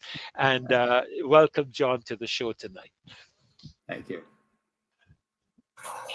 Well, good evening, gentlemen. And to my husband's point, thank you so very much for having us and welcoming into your conversation about what has been so detrimental to your country and your people. As an educator, unfortunately, I have lost students in middle school to violence. And a very, very painful experience. One actually at the hands of a police officer. Again, extremely, extremely painful. So our young people are experiencing these kinds of situations that also, like, we adults are trying to process it, but what does that mean when their peers, when you're losing your peers and you're losing your peers in the streets? I listened to your last episode, and one of the gentlemen were just talking about how much time our students are spending on these games. And they're treating murder and killings as like play, like they're just fodder, right? And they're gaining points for doing it. And I'm no psychologist, but I don't know, like, how does that translate to their brain? Like the life, how does the respect for life, how does that translate? Because they're just so used to, like I said, committing these murders as a sport, as a game, right? I don't know, but I'd be interested to hear further. Well, and again, John, John is very in touch with the reality on the ground here in Barbados. But there was a recent comment, Maurice and Ty, John, in our media to do with the concern for the banning of guns the banning of the toy guns. In a real sense, I smiled because I said to myself, but none of our children, certainly in my household, my children nor my grandchildren ever played with guns. But they played a lot of video games. And a lot of those video games were, you had things like, can't remember all the names of them. You have to pardon me, but there was one where you raced cars through the street and you were knocking people over. You were getting points for that. I can't remember Grand the Theft names of Auto. it. Yeah. Yeah, and then you had the ones that were war games, you know, and um, these games, like I would have used chess as a strategy game, teaching me strategy in my younger days. But today, they're using these games on videos and planning their strategy in terms of how they play. And so I was amused when I heard this comment about banning guns. I said, but none of our children and grandchildren play with that stuff anymore. You know, John, your thoughts before we drop to Maurice. But that has always been a concern of mine. The giving of toy guns to children at Christmas. I had a neighbor who had brought some guns back from the United States for her grandson, and I actually he came over to our home to play, and he brought the gun with him. So we took it away from him. Of course, he cried and brought down the whole community with his loud cry and so on, you know.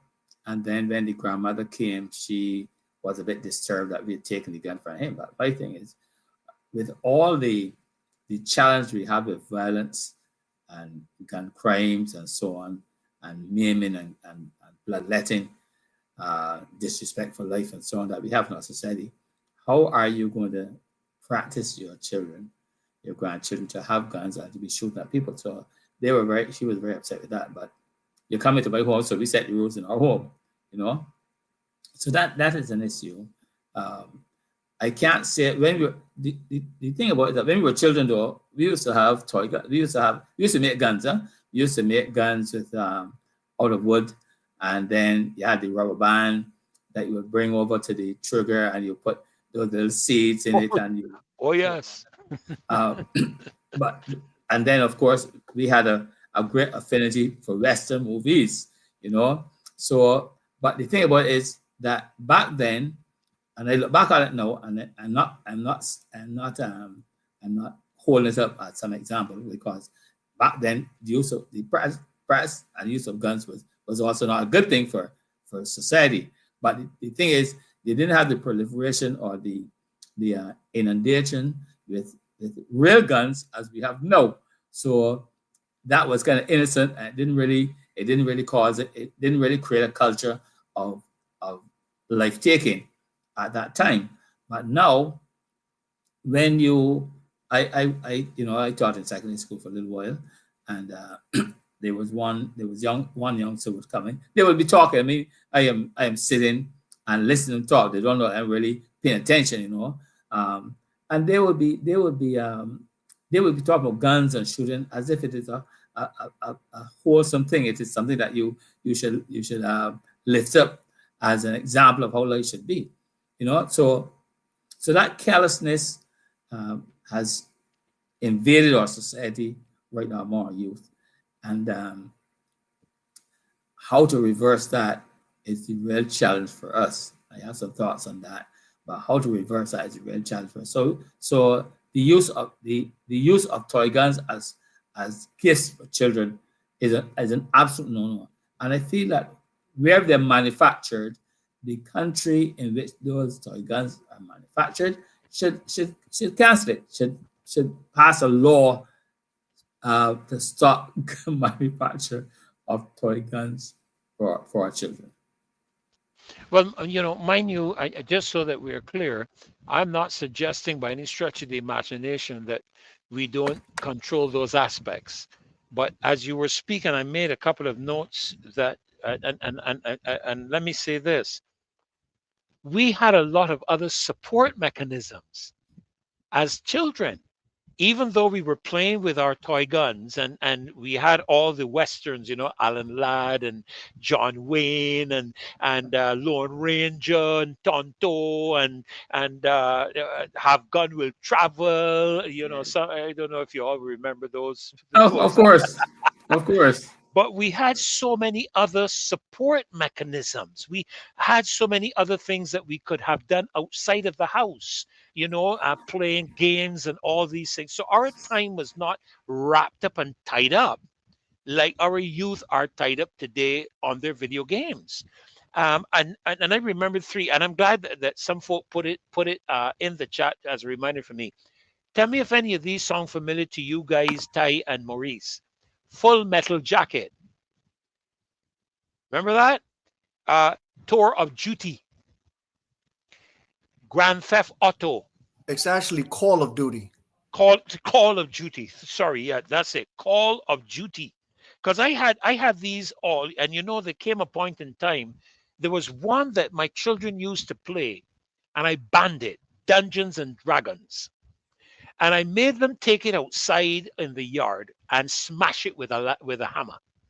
I made it, they bawled, they cried. I couldn't have cared less, because it was introducing an element within the context of their spirituality that I would not permit. But there are a lot of parents today, and I want to throw this out there for all three of you to comment on.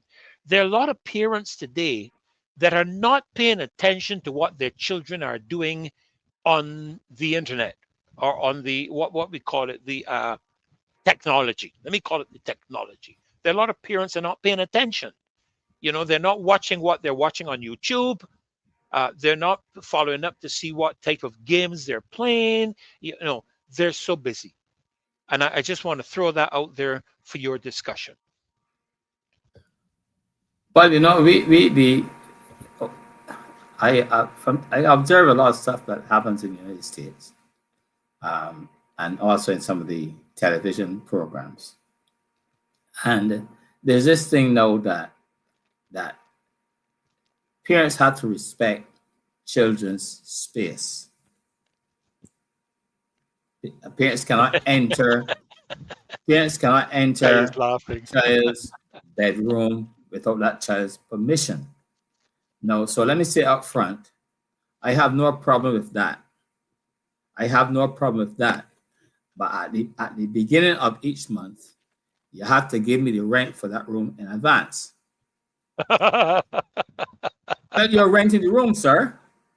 You're renting the room. So if you're renting, because you're renting the room, you have every right to only admit people when you decide you want to admit it. But if you don't have a receipt to show me that you're renting the room, then I can come into it when I'm ready. You remember It is my room in my house. You remember a case, Ty and Maurice, I don't know if you all remember it. There was a case in the US that had me absolutely laughing his stitches, where a child took his father to court because he refused to put a television in every room. Do you all remember? I mean, I'm laughing now, but it's serious. It's really serious. Your comments.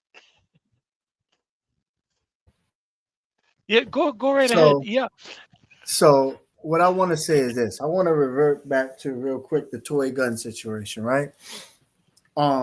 So, and I want people to understand where I'm coming from. Listen closely and be quick to listen, be patient, right? And be slow to respond. I am not, let me be clear about this. I am not anti-gun. I am anti-violence. That's what I am. Do you understand? I am not anti-gun. I am anti-violence. Why? It's because guns do not kill people. The mindset does. And it goes back to education, right? If we give our kid $15,000, that $15,000 is coming with instruction. No? It's coming with instruction. We're just not giving a kid $15,000 or whatever amount of money and say, you even give a kid $1 sometime and say, don't spend it all in one place, right? So when you are imparting wisdom, jewels, or whatever you want to call it, money to an individual or a person, why not impart education? Me personally, I wouldn't give a toy gun as a gift. I wouldn't, right? But the other piece to it is this, right? Guns are not violent. It's the mentality. People need to be educated about how to use a firearm at a certain age, because the truth of the matter is that people have to defend themselves some way, shape, form, and fashion, right? Whether you go to the armed forces, whether you become a police officer, whether you become security and have a licensed weapon, right? These are professions. And when these people are given these guns, what comes with the gun? A responsibility, accountability, and instruction, no? So therefore, if you give a child a plastic play gun, you should inform this child that this is a play gun, right? It's not real. However, it is the duplicate of a gun that is real, right? And real guns can actually kill people. They harm people. The way you pull that cap gun in this real life, right? Playing, a real firearm would take the life of somebody and kill them. Would you actually want that? No. You might deter the individual from wanting to play with the gun. Right or wrong. So it's about education in every step of the way. So again, I am not anti-gun, right? Anti-violence. I'm anti-violence because Barbados, they have armed forces there, right? Yes, we do. What is it for? The protection of our country from enemies outside and I believe inside. That's right. And they all, right, had education on training on how to use those firearms so that they can become equipped to defend the country of Barbados, right? It's the same. You have to educate, and it starts from where?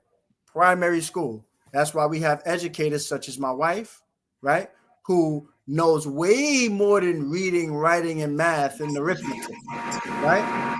It's a different type of education. And I'm going to ask you, Ty, to give us some of that way more, because you know one of the things I've observed, the United Kingdom banned guns.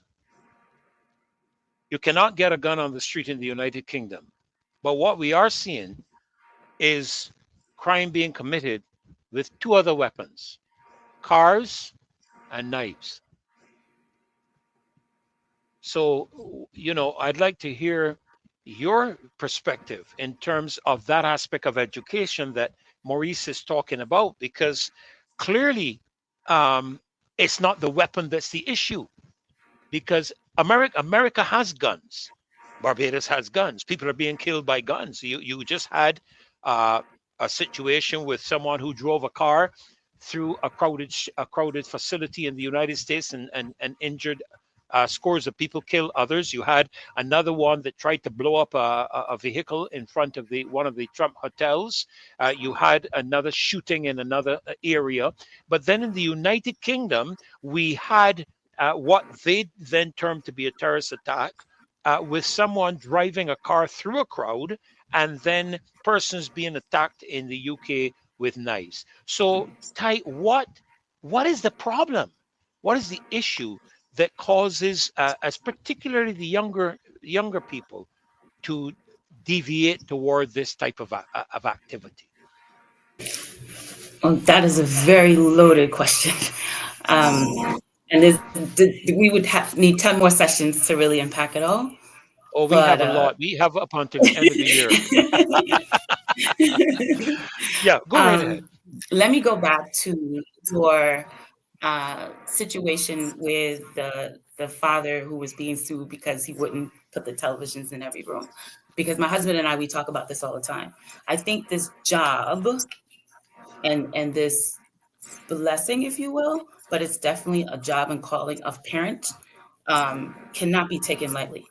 It just can't. The way we have older children, we have young ones also. My husband was talking about our grandchildren, but we spend a lot of time talking and talking and talking and talking. And I think to your point about Maurice's point about education has to be a part of everything. In every conversation, we're attempting to just leave a seed, to plant something, to give them something else to think about. And to his point about you can't just give them something, albeit a gift or toy gun or whatever it is, without having this conversation. And those conversations have to be ongoing because they don't know. And children need to be raised and cultured, right? So this idea about why is it that if Barbados has guns, like why, how, I guess my bigger question is, how is it getting into the hands of your children? Like, how has that happened? A bigger question. To your point about the guy who drove into a mob of people, it's claimed that he had mental health issues. And I heard on a previous show that, mental health in Barbados is something that's not spoken about and certainly not dealt with. But again, parenting, right? So I don't think they just woke up as adults and had mental health issues. What did the parents do when they recognized that, Johnny wasn't acting right in first grade? When he was had some deviant behaviors in second grade? What was the call in terms of what did the schools do? What the psychologists in the schools do? How did mommy really and daddy attempt to handle that? And what were those issues that just went undressed? So they don't just go away. But again, that's a very packed question. And no, I know, but I'm just trying to stimulate not just our thinking, but the thinking of those that are viewing the show as well. Right. In terms of the challenges that we are facing. I know that, and I want to give them an opportunity to share with regards to it, because spirituality forms a very integral and very important part to my mind, and to John's, I'm sure. And I'm sure to your all minds as well, because from listening to you, there's some comments I'm hearing you reference that suggest to me that you consider the spiritual component of an individual very contributory to the aspects of their conduct, their behavior, their values, and so on. John, recently we had some meetings with, because here on the show as well, people are always critical of the church. Whenever something happens in a society, inevitably you have people asking the question, so what's the church doing about it, or where's the church, and this type of thing. And recently, John, we were talking about an initiative for Barbados that I believe will be launched very shortly. We don't have a lot of time left in this segment because we have another guest coming on to deal with the economics. And it would be interesting when he comes on if we could probably engage some aspects of how these particular issues affect the economy of the country, and by extension, then the alleviation or increase in poverty in the country. But John, if you could briefly, that initiative, I think it was something called 10,000 Points of Light for Barbados. It is an initiative, Maurice and Ty, of establishing, I think, 10,000 areas in the country where we pray for the country. We pray for the nation, because as I mentioned, inculcated in our national anthem is a respect of God. However, whatever you deem it to be, term it to be, I'm not going to get into those aspects. But certainly, we have enshrined in our national anthem a component of spirituality that has helped us to become the people that we are today. So, John, if you could share quite briefly, if you could, and I'll give you some more time probably on Monday, if you're able to come back on the show on Monday, to share some more about it, because I want the people to hear that the church is getting involved. And on Wednesday, we'll have another minister involved who's actually hit the road with a perspective which I found very interesting. So, John, if you could just share quickly with us with regards to that initiative. But out of 2 Chronicles chapter 7, verses 13 and 14, in verse 13, there's national devastation. There's drought. God said, "Ever shut up heaven," so there's drought. He said, "If it send locusts," so it means that the agriculture industry is going to be devastated. And then if it's saying pestilence, so it means that the health of the nation, people is going to be there. So at every level, there is devastation. But then he says, if it's people who are called by his name would humble themselves, pray, seek his face, turn from the wicked ways, then he will hear from heaven. He would forgive the sin and he would heal the land. So that's the base of which we move on. So this strategy called 10,000 points of light. What we're trying to do is to get 10,000 locations in Barbados where 3 or 4, a maximum 5 people come together weekly to pray about issues in this nation. So we're looking, this could be 10,000 points of light. A point of light, as they say, is a place where people meet for prayer. So in a person's home, if they're meeting for prayer under our strategy with what we're doing, then the 3 people present, that's a point of light. If in a workplace, people decide, okay, look, we're going to come together and pray. We're going to take 15 minutes of our lunch period, and we're going to pray together. That becomes a point of light. If they want to go to a community center and gather there, that's a point of light. If they want to do it in a church building, that's a point of light. So the gathering of the people, doesn't matter the location, we are calling that a point of light. So you want to establish 10,000 of those across Barbados in every parish. The second aspect of it is that we have what we call light bearers. A light bearer is anyone who is born again, who is in whom Christ is dwelling, because he says that we are the light of the world. So these persons will come together and they will pray over Barbados once a week at a location that they decide and at a specific time that they decide on. So we have all these issues of violence, breakdown of morality, breakdown of ethics. We have the issues of corruption. We have the issues of economic challenges. So all of these issues are affecting our nation's development, and particularly our youth. I'm amazed, Ambassador, that I taught the teachers in different schools across Barbados, the top schools, the middle schools, the lower schools, whatever. And you know what they all say? We are looking forward to retirement. These resources that are so vital for our country's development, those people are saying we are looking forward to retirement. Why? Because the children in the school system, particularly at the secondary level, are not showing that interest, are not showing that persistence, are not showing that pursuit of the free education which they're getting.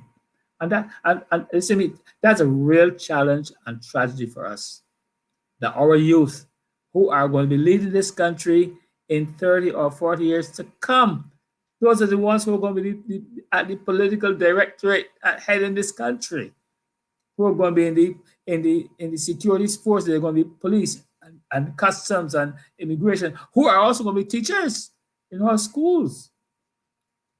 And if they have that attitude of minimizing intellectual development, and minimizing moral development, minimizing spiritual development, what is going to become of a nation? So this strategy here of the 10,000 points of light is to take charge of our nation.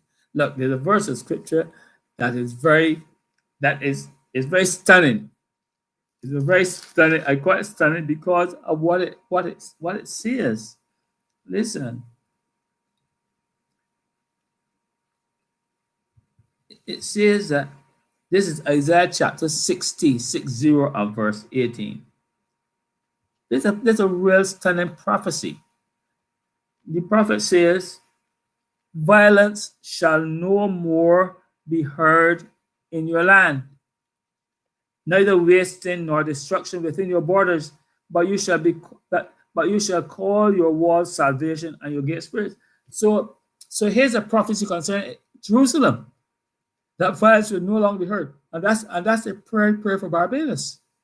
So this strategy here, among other things, is to bring the violence, the maiming, the bloodletting, the knife cutting and the stabbing and the sword chopping, all of that to cease in this nation.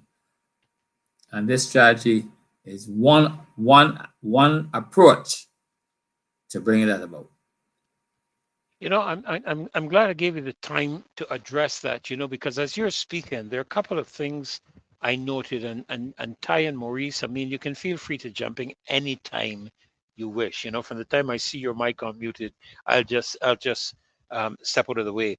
But I wrote this sentence: a unified effort involving the church, homes, families, unions, private sector, public sector, government. It has to be, and I think Maurice, you mentioned it on Monday, and Ty, I'm sure you will endorse this. It has to be a unified effort coming from a myriad of different sources within the community, where not only in the inculcating of the values and morals and principles from a young age, but I think of young men that are struggling to find work, for example.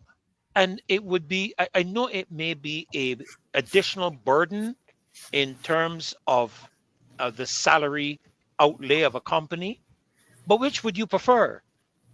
Would you prefer an additional couple of $100 a month to pay a young man to do some what we call it again, John? I can't remember what it was called, but they would go into the supermarket and pack the shelves for different companies and that kind of thing. Or I can't remember the name, but I'm sure one of the loyal opposition will. Stock boy. You call it stack boy, but we have a name for it in No, Barbados. a different name.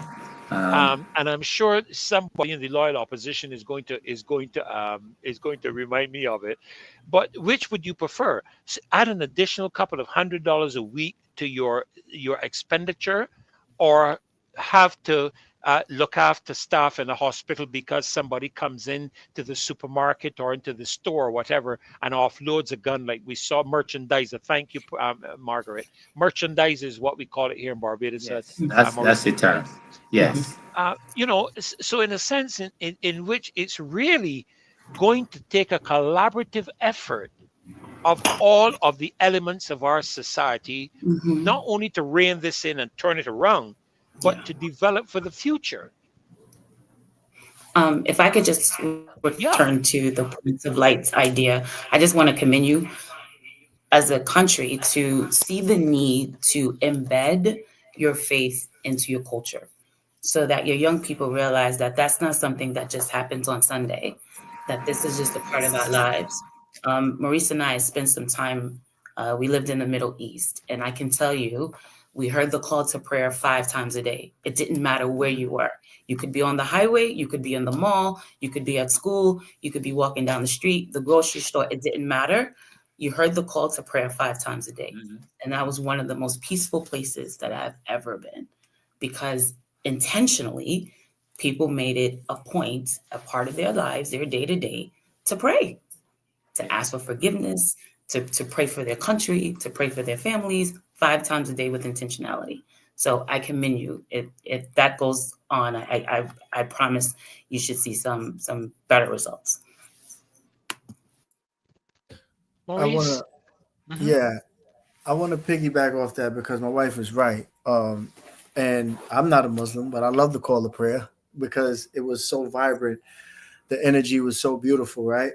And I concur with her, right? However, I would like to add this in as well too. It's hard for people to pray when their bellies are not full. That's right. Right? That's right. It is tough. Yeah, it's tough, right? It's tough to unify when people are hungry, right? And I'm specifically speaking about the youth, right? I'm speaking about people in general, but I'm focused on the youth. And the reason why I focus on the youth is because they're not educated enough to be able to comprehend the Bible, right? So to them, it's just a bunch of stories, just a bunch of stories. They don't understand that this book, this good book, has power, right? because their comprehension level is probably not there, or they just don't want to hear it because of. They need more evidence. They need somebody to be able to show them, look, you should come to church, and this is why you should come to church. I have a job for you, right?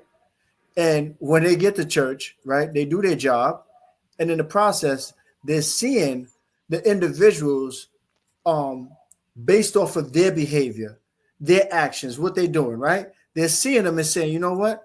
I'm going to follow this individual because I see that it's working for them. So guess what? What do they start doing now? They start praying. They start working. They're getting a few dollars in their pockets. They're eating. They're able to take care of their families now. So I think this prayer thing is actually working. Right? Or highlight the millionaires of the Bible. Yeah. But you know, but there's another. You see, this is why I really believe. And Maurice Ty, John, I don't claim to be an expert on anything, except one thing maybe. But I won't say what that is. But that was one of my previous jobs. But you know, we talk about our youth and the element, and I like what you're saying, Ty, about the, and I made the note, the embedding of our faith into our culture and into our life, our day-to-day living, where attitudes and conduct and behavior are impacted by virtue of our faith. But to be brutally frank with you, many of us as parents who claimed to have that level of spirituality have not always demonstrated by our own conduct and behavior an example that would translate to those young people that this faith we are talking about is actually real or contributory to how we behave and we conduct ourselves. You know, because they see us go to a place, and please, folk here, you know, we haven't had this depth of religious discussion on the show before, but I am happy to see how it's tying into the day-to-day life of a person. But you know, we have situations where we go to somewhere called church on a Sunday or whenever, for an express period of time, a specific period of time, and then we get back to life. And in getting back to life, we find an abusive husband to his wife. You know, he curses her. This is the same guy that was just in the building with his hands raised and praising the Lord, but now in the house, it's almost like a Jekyll and a Hyde. You know, and I wonder how much, John, if you're here, I wonder how much that has impacted the conduct of our youth in embracing that capacity to embed faith into their daily living. Well, you know, I said in another place quite recently that when we were one of the things about childhood and early youth is that we were taught how to pray. You know, Jesus, I was told him to teach how to pray. Well, one of the things that we did as parents, or that our parents did with us, is that they taught us how to pray and what to pray. They taught us what is called the Lord's Prayer. So from the very early days of our life, spirituality and faith towards God was a part of it. We prayed the Lord's Prayer. And I don't know if the modern parents are still teaching their children how to pray. I don't know if the parents who are those who are parenting children presently, you know, are teaching their children to pray. But that's how we grew up. We grew up with a focus upon God. When we went to school, in primary school, then we have our prayers. We had gatherings for prayer every morning before we went to before class started. Again, the focus was towards God. So that element is missing now in our secondary schools and so on. That element is missing. the emphasis or the focus on spirituality is not there as it used to be. So a nation that forgets God is a nation that is going to degenerate into chaos. And there's no getting around that. There's nothing they can see it differently from that. Look, Ambassador, one of the most devastating scriptures or series of verses of scripture in the Bible is found in Romans chapter 1 from verse 17 onward. And when you read that and you see how where it says that God made himself known to us, and over time you see the different progression downward. People just reject God until the last part of that chapter 1 shows a society that is totally chaotic and exalting the worst kinds of behavior. So when we do not bring up our children with a focus on God, that is what is going to result.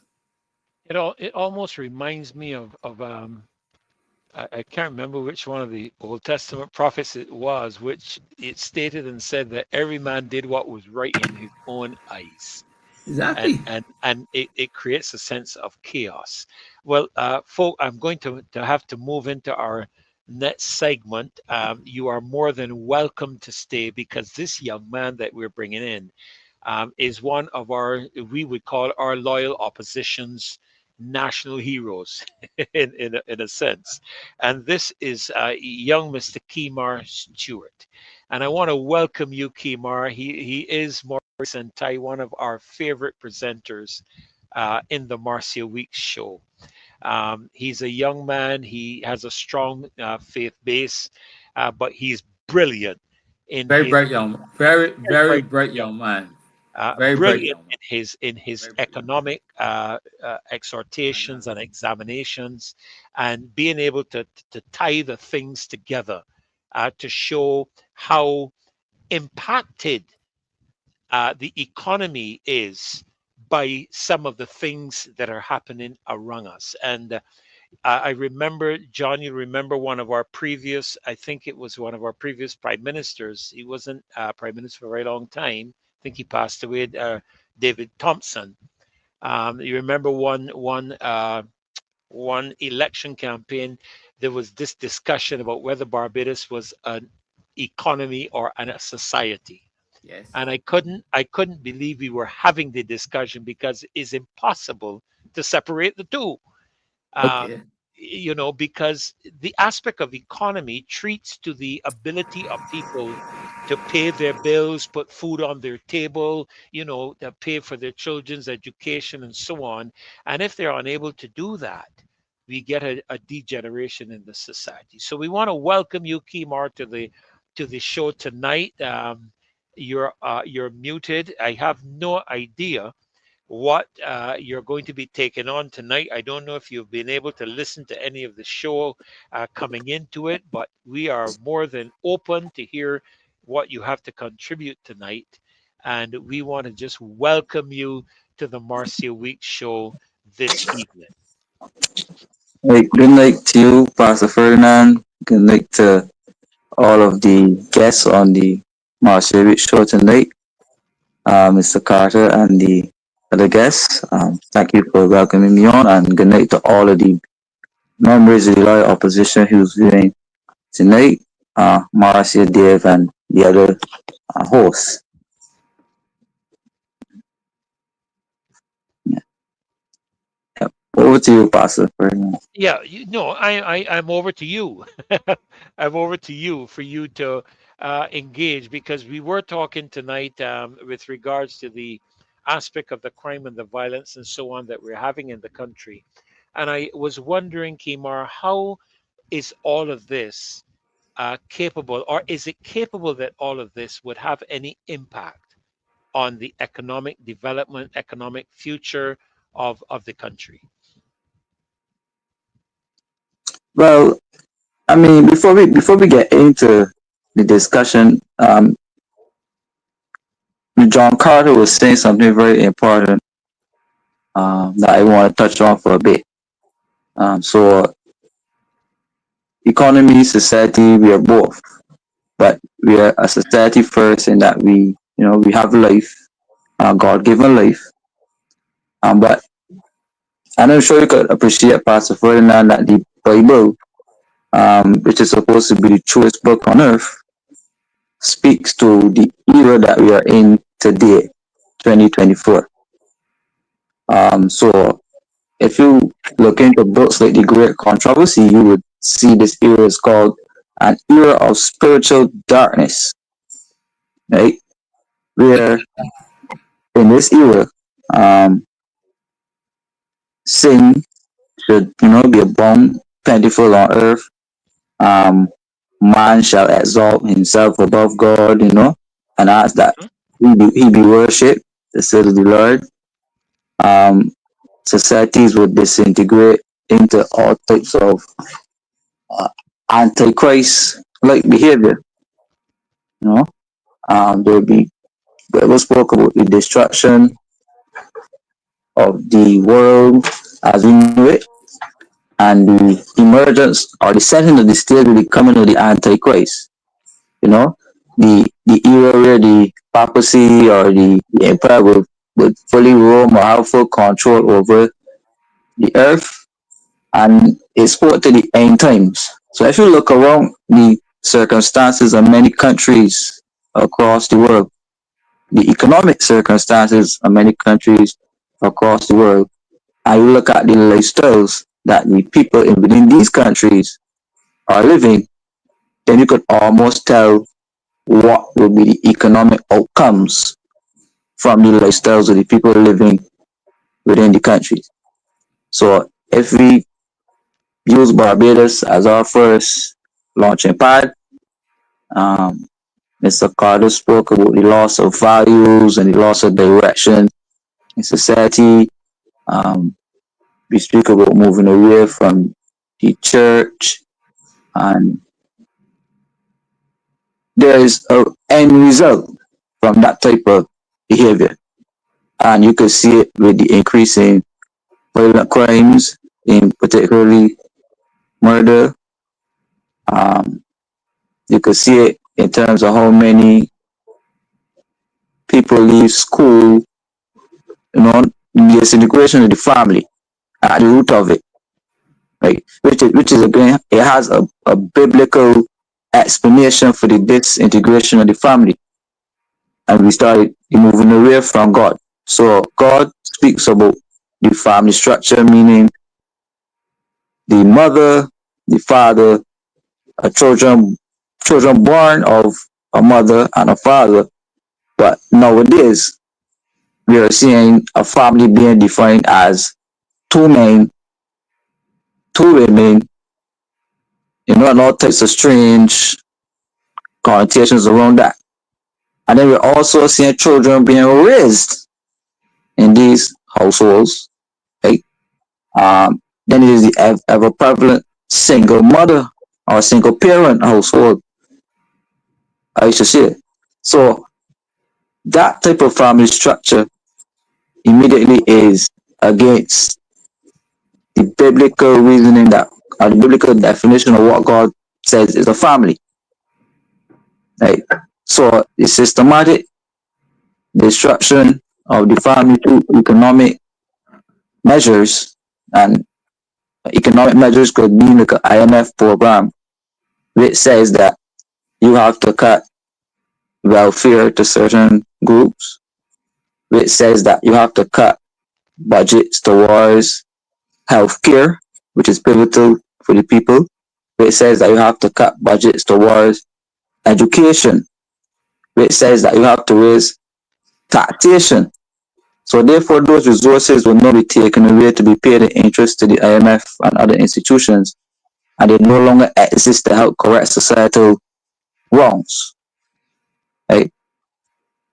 When you get deeper now, when you look at the school system, and how religious education and certain structured topics on health and family life and the, no one says psychology, but the teaching of the self to students.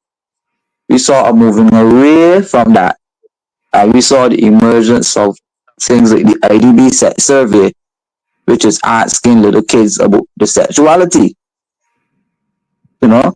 So as opposed to ask little children how comfortable they are, you know, at home, how you could help to develop the circumstances of children, improve the learning experience at school, we ask them no. And this is a survey that was sponsored by an international financial institution, right? An economic institution, which our government said they knew nothing about. right? Correct. So you had it sponsored by an international economic institution which extracted that data from young people. And up to today, the Minister of Education responded and said that the data would have been stored at a secure location, but she didn't indicate that it would have been destroyed. Right? So it exists out there that the children of Barbados haven't been violated by this sex survey, that the data collected from those children could be in the hands of God knows who. Right? But on the getting some feedback from somebody's mic. Right? Under a structured society, right, which respects basic rule of law, which respects people's privacy, which respects the role of the family, which says that you should have engaged the parents' permission before doing something like that. That is a normal functioning society. But under abnormally functioning society, which seems like this is the direction the Caribbean now, these type of things can happen where people could get access to children who are supposed to be in the care of the state. Right?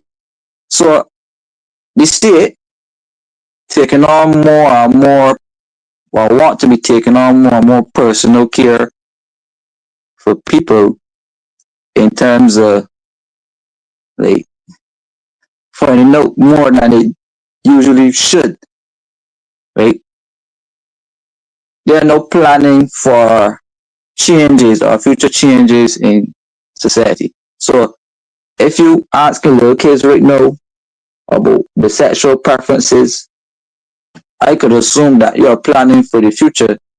Say, for example, if you find out that there's a high percentage of kids who are into abnormal behaviors, then you would, to benefit from that abnormal behavior economically and for other nefarious reasons, then you could start to put future structures in place. Now, if you revert back to the Bible, if you convert that same economic language into biblical understanding and knowledge, then the Bible says, what does it gain a man to profit the whole world and, basically lose his soul?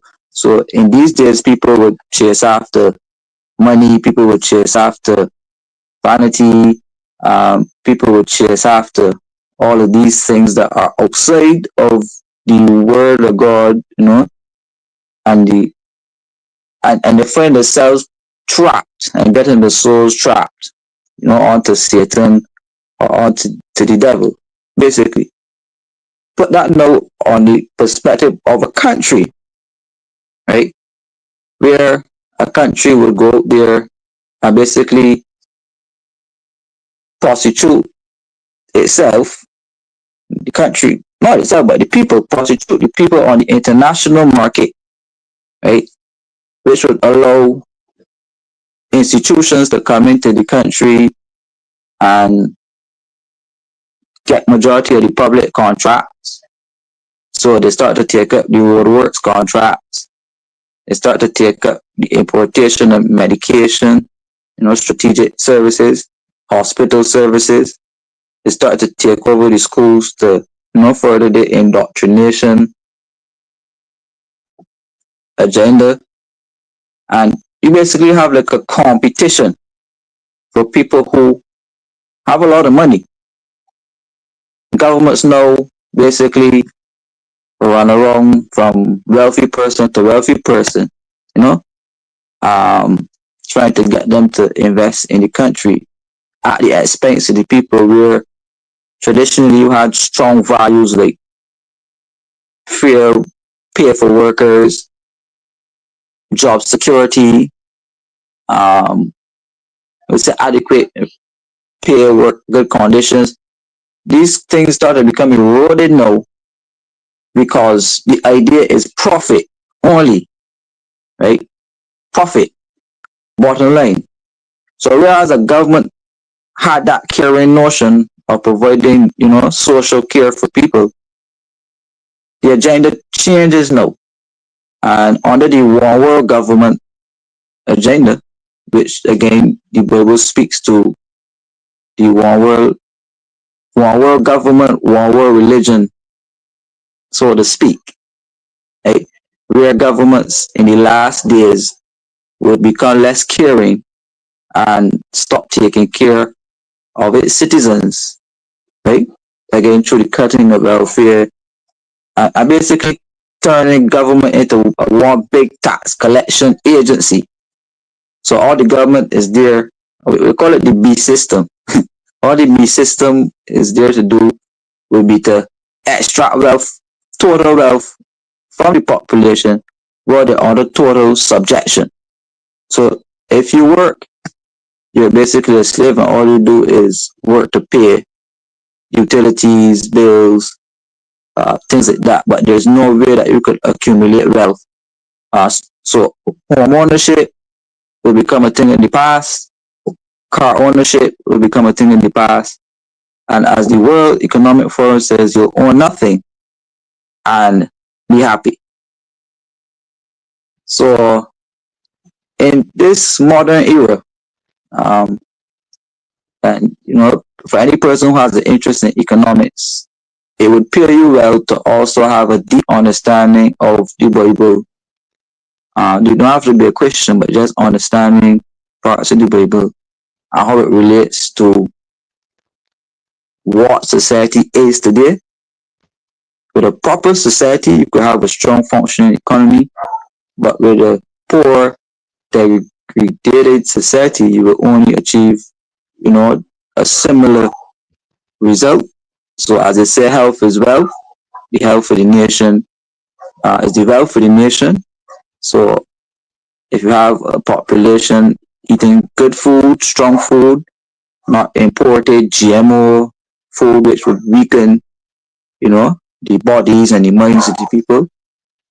If you have good programs in place to ensure good mental health, ensuring that our people have good mental faculties that they could think and intellectualize about life's problems and be able to solve them.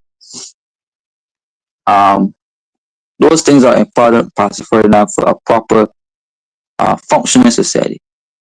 But like Barbados, much like the Caribbean, the hospitals in this part of the world are not up to scratch. Right? The healthcare facilities not up to scratch. There's changing diets within the Caribbean. Our diets have become more Americanized, not so Caribbean, not so rootsy anymore. And we are moving away from traditional economic values, political values, even legal values. And those values are being, I would say, tossed out the window for a more monetized or corporate or capital intensive way of living. So it is good to have religious philosophy, but that philosophy could be tossed out for an economic opportunity because the system and life is squeezing so tight that, if you hold on to some of your values, that you run the risk of being, in perpetual poverty and never really making it up the economic ladder. So to cap off, people tend to say that I would say the Bible, correct me if I'm wrong here, but it says something like it is easier for a poor man to see heaven, than it is for a rich man to, help me. I can't remember exact.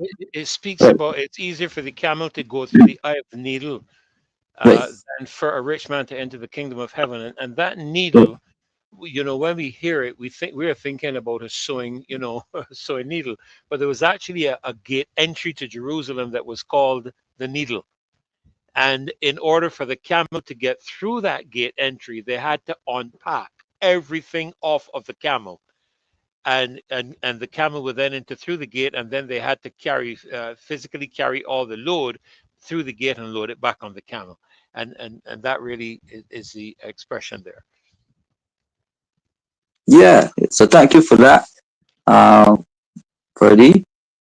So yeah. So they say the higher up you go up, the ladder, the less morality exists. The more alternate lifestyles now exist. And as you can see, even in the world of the celebrity now, we're seeing the celebrities, with the influence they have on the world, right? With information moving so quickly on social media, TikTok, Instagram, instant information. These persons have become now the trusted sources of information, right? So even for serious financial or economic news, people would believe the average celebrity or the average rapper before they believe the governor of the central bank. That is the way it is nowadays. So you have. No, I was just about to say, well, Maurice and Ty, you all would know about that because you've just come through an election in the U.S. and you have seen persons take the celebrities on stage, and because you're a celebrity, you think everybody follows you. You have so many million followers, and so they're going to make a decision on the basis of these celebrities. So, Kimar, what you're saying is really quite relevant, and it's happening. It is actually happening in our midst. Right. So these celebrities, now you can see, if you watch the American election, um, from Cardi B to Beyonce, back down, a whole host of celebrities endorsing a particular party. Both parties had celebrities endorsing things. So these celebrities now, the influencers, becoming the way people transmit and transmute information. Um, there's what seems to me an intentional dumbing down of information, right? Where person's attention spans could only be now caught in a 30-second video. Hence the reason why the literacy rates in the Caribbean are dropping so low, because the average child can't read or write. Right? But they would sit and watch a video with Cardi B, and they can repeat verbatim what Cardi B says. Easy, mimic the behavior, everything fine. But can't sit for 30 minutes to read a sentence in the book. Hey. Well, I just So, want to get real quick when you're done. go ahead. Yeah, jump So- in, so- Maurice. Go ahead. I'm listening, right? And he's speaking about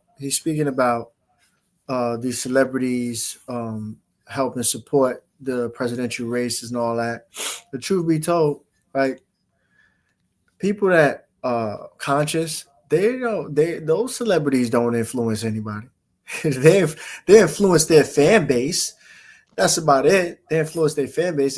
They're just like walking commercials, right? So, if you have a child and they have a phone, right? That child has no job. They must be in school, right? So guess what? Who pays that bill? So you get to control the content that's on that phone. Simple. It's just that simple.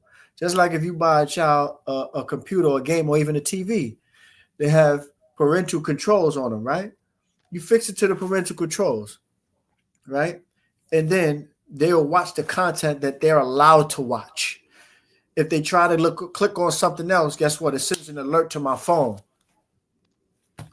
You want me to take that, or you want to play by the rules? So again, where does it go back to? Education. It boils down to it goes back to education. And where did I say the first education starts where? In the home. Yeah. So you can have that child clicking on whatever they want to click on, right? But doesn't necessarily mean that what they're clicking on is going to pop up.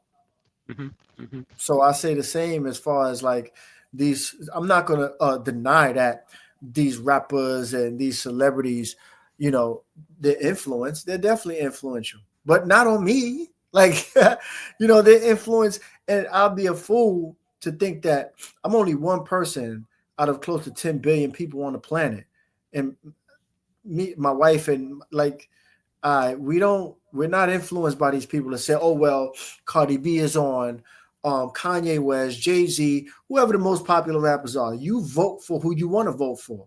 I find myself having a conversation today about how I am now voting for a district attorney. I never in my life thought I would vote for a district attorney, right? Like I said, especially the same cabinet that put me away. But guess what? That person who's in the cabinet now, who's the lead woman, did not put me away. What she's doing is she's revamping and recreating her whole community that she comes from, because she comes from the Bronx and she waited her turn. She waited patiently. In fact, if I'm correct, she was in the cabinet of the individual that was sending young black men and women to prison with thousands of years. But she waited her turn. She's smart. She waited her turn and said, guess what? I may not approve of it, but if I open my mouth now, I'll never get the chance to change my community. Restorative justice, right? Let's talk about it. So she decided to say, you know what? I'm going to get educated, make sure I educate myself and put myself in the right places for when my time shows, my time appears and it comes up, this is what I'm going to do. And I am now a product and outcome, right, of what this intelligent black woman decided to do. But she educated herself. So you must educate your children. You have to, right? You got to. And that's our responsibility. You know, I thank God for the schools, but at the end of the day, again, I made another note here. A society is only as strong as its weakest families. It's like the chain is only as strong as its weakest link. You can have the most beautiful chain, but if that link, the one link that is weak, and the whole thing breaks apart. And you know, as you were speaking, Kimar, as you know, I'm just thinking that all of the issues that we're facing in our country, and of course, you guys are facing it in the United States as well. You have a larger landmass than we do in terms of, you take, for example, Kimar, our tourism sector that generates a significant amount of contribution to the revenue income of Barbados. Where when there is the type of gang violence and criminal activity we're seeing in Barbados at the moment, it has the effect, or it has the capacity to impact the entire economy of the country. While in the United States, something is happening over in New York, it doesn't bother what's happening over in Los Angeles or happening in Dallas, but when it happens here in Barbados, if it happens in St. Philip, it's the whole country, and Kimar, I have been speaking to the possibility of, if we don't rein this matter in, we are going to see travel advisories issued for Barbados. And I am concerned about that, because when that begins to happen, Ty and Maurice, you all may or may not be familiar with the fact that tourism is I'm tempted to say our only foreign exchange earned of any substance. I said that last time I was on, right? Remember that? Yeah, yes. I mean, we may have some offshore banking aspects, but a lot of that has left the country because of all the red tape and bureaucracy and the time it takes to get things done in the country. People don't joke around with that stuff. You all know that, and wealthy people, time is money, and they don't have time to sit around and waste and for foolishness. Um, and so, in a real sense, if we don't get a grip on this matter, it has far-reaching implications for the economic and societal aspect of the country. And Kimar, I know that you are well versed in the matters of economy. I found it very interesting listening to you, how you've been able to tie in the religious spirituality aspect of people in the country and the country itself into the economic, societal development of the country. And I think these are conversations that I believe we have to have. Government has to stop making decisions on the financial indebtedness of the country, because when you're out of office, you are leaving well, in yours instance in the US, I think it's a multi-trillion-dollar debt, which to us in Barbados, our multi-billion-dollar debt is as big as your multi-trillion-dollar debt. We're close to Kimar, I think it's what, 8 point something billion dollars in debt. Is it somewhere in that area now? US. US. Yes. 15 billion Bajan. 15 billion Bajan dollars. And what is our GDP? Well, I can't give you it. Remember, it shrunk during COVID, so I can't give you the number that. Yeah, exactly. Okay. Accurate number back at right now. But we certainly have been, and please correct me, I'm not an economist. I just happen to be a young man with a common sense, and I try to keep chips off my shoulder because it just shows his wood her up. So I'm just trying to use my common sense in terms of the fact that I think I made this statement a little while ago. When your let me see if I get it right. When your outgo exceeds your income, your upkeep becomes your downfall.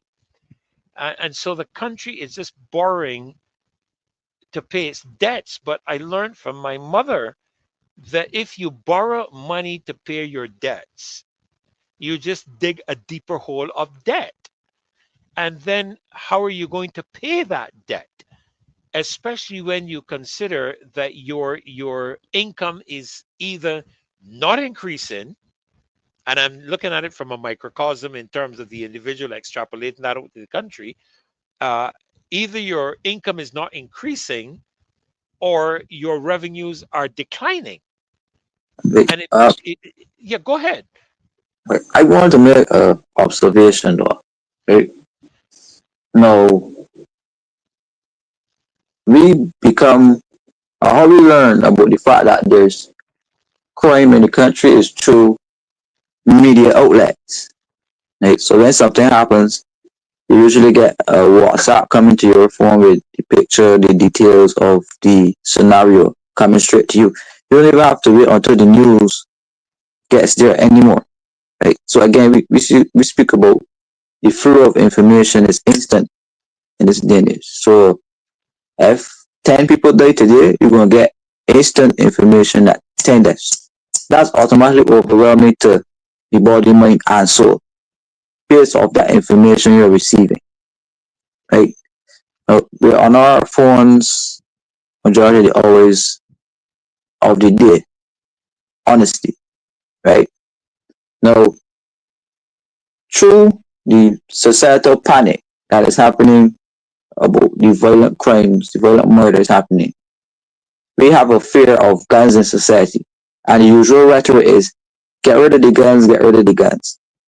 But still, we feel comfortable leaving the Caribbean to go to America to be tourists in open carry states. Right? And we don't feel unsafe going into America walking around in the open carry states when people have guns walking about the street, right? So my thing is, right, we in the Caribbean have a right to have a fear for our security. We have the right to fear for privacy in terms of people not invading your homes and threatening your life and stuff like that. But we also, Pastor Ferdinand, cannot allow, say, like bigger countries and bigger entities to drive a fear in us as well, right? About tourists not coming to our country because of high presence of guns and high presence of murders. When, as I said, people leave the Caribbean very willfully in droves, right? And going to other countries around the world who has very high levels of gun killings and murder rates, right? So I, for one, tend not to fall for sometimes the hypocritical messaging which comes from these larger countries who have very similar problems, right? Sometimes worse, right? And they then want to come and clamp down on the Caribbean states. And in reality, majority of the guns come from these larger countries anyhow. But the only thing though, Kimar, that concerns me with regards to that is that we don't have the clout to push back. I mean, these bigger countries are like bullies, that we would have had at school. They're more powerful than we are, and while yourself, myself, or any government might not, submit to it, the reality is, boy, that when they say something about us globally, it really does impact us. Even if we disagree with it. Go ahead, Maurice. Yeah. So look, what he's saying is right in a sense, right? However, you're right as well, right? So to me, right, and I was born and raised here, I'm in fear for my life every day, every single day. The police, right? The police, regular civilians, people in the street, right? What they say, the thugs, the gangs, and all that. So my life, me, my wife, my daughters, our life are on the line every single day we open our door. Even when we go to answer our doors, we got to make sure we look at our cameras first before, because we don't know if somebody trying to kick in and rob and shoot us and all that. And you remember, as he said, all these bigger countries probably have worse. They do have worse because they're big and the populations are bigger. Here in America, it's almost 400 million people, right? Almost 400 million people in America. So at least 350, 375, whatever, right? In the country, in America. So the amount of violence is ridiculous. It's ridiculous, right? The propensity to commit violence here in America is crazy. So people are trying to get out of this country to come to small countries like Barbados, right? They're not coming there to commit violence. They're coming there to spend their dollars, to bring their tax dollars over there. That's what they're doing. So when they're seeking out, looking at different countries to go to, they're not looking to come and try to spread violence. They want peace in their lives. They want harmony. They want either a vacation home, right, which works out for Barbados. A vacation home brings tax dollars, it brings revenue, or they want to buy a home there. And if they're rich and they want to buy a home there, then guess what that means? If they're making $200,000, $300,000, $400,000, $500,000 over here, when they get over there, what does it look like, right? Especially a lot of people working online now. These big corporations, a lot of them online. So if you got people making millions of dollars and they bring their tax dollars over to Barbados, what happens? What happens to Barbados, right? What happens to Barbados? The economy lifts up. So yeah, it does impact, your country big time, because these countries are bigger, right? They are bigger. But keep in mind that the people that want to come to Barbados are not the criminals. These are people with money. or that want to spend their money. But Maurice, they don't want to leave where they are. I don't know. Fearful. No, no, they don't want to leave where they are, fearful of criminal activity, to go to a country where is growing. You see, and That's that's true.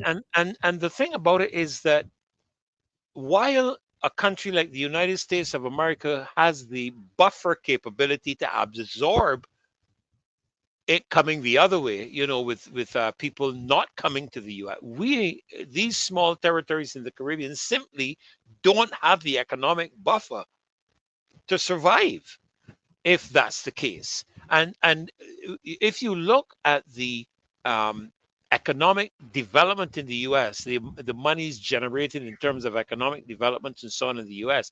compared to the Caribbean, I mean, they're poles apart. So, something that would sink our economies completely may not even make a dent in the economy of the United States because of the size. You were talking about 370, 380, 390 million people.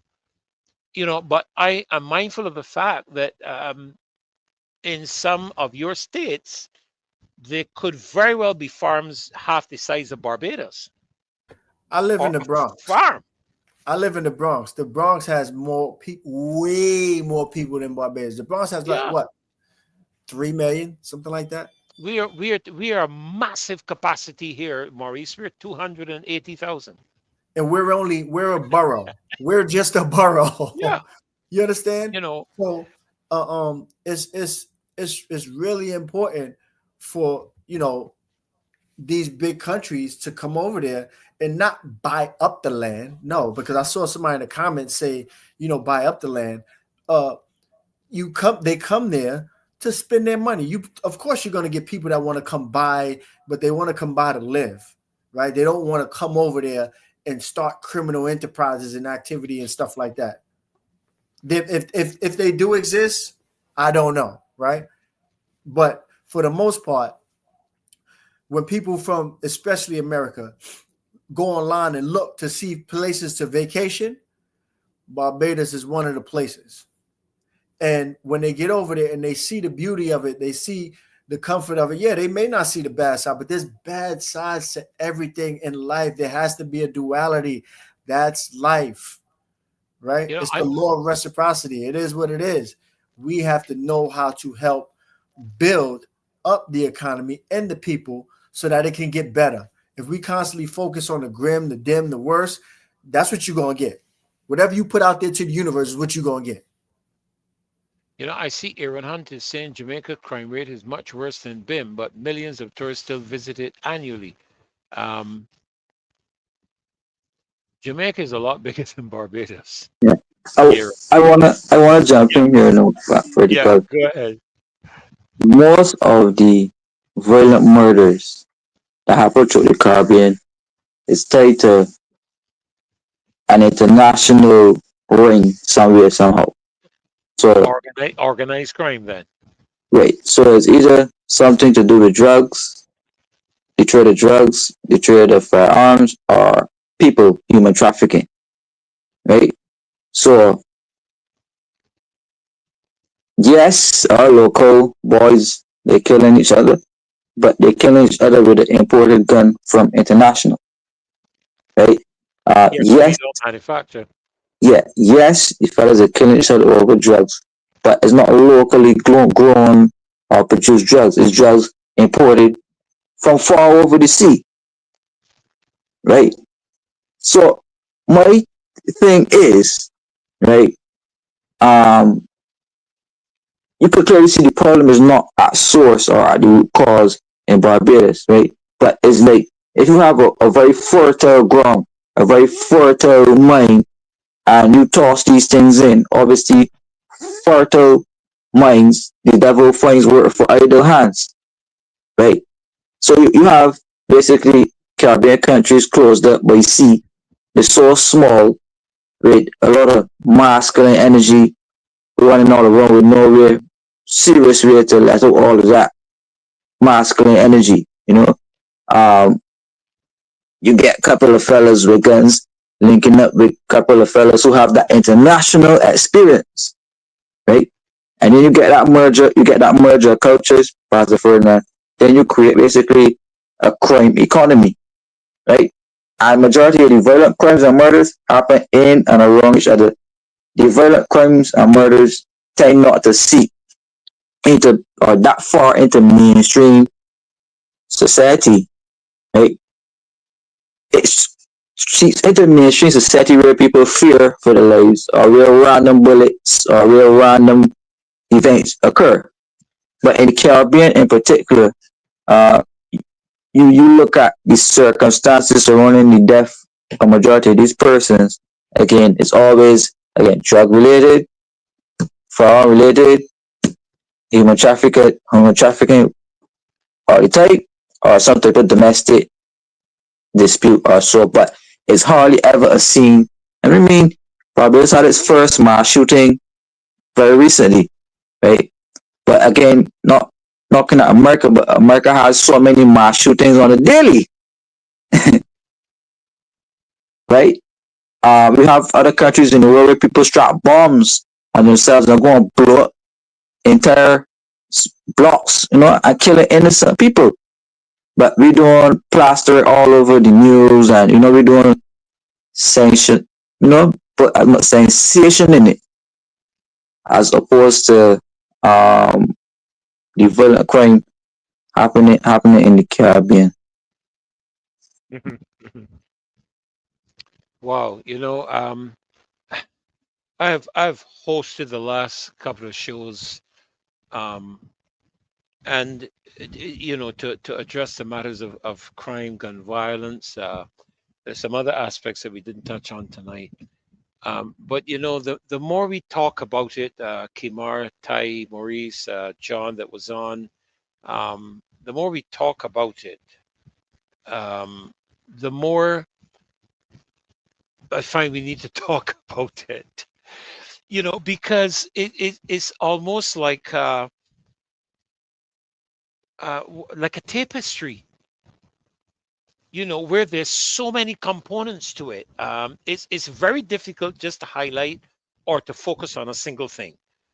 It's almost like if there have to be a number of things happening almost at the same time in order to address what's happening now to prevent it from going forward, but what's happening back there, and when I say back there, I'm thinking from the child's childhood aspect coming forward, and what's happening in that in between area, what we would call here, Kimar, secondary school level, coming forward. How do we engage those who may have missed the primary influence, so because of what we're talking about now, so they would have missed that, and they're now coming into the secondary, from secondary going into the university level. There's just so much. Carol is reminding us that there are a lot of social services that are cut off, and therefore the vulnerable or less fortunate falls victims to these crimes.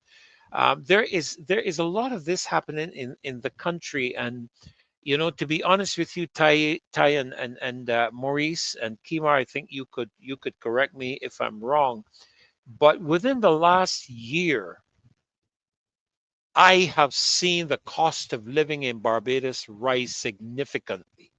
I don't know, Kimar, in terms of what do you call it, the cost of living index or something like that, where we're at today. You might be able to enlighten us on that, but the cost of living has gone up significantly over the past year in Barbados.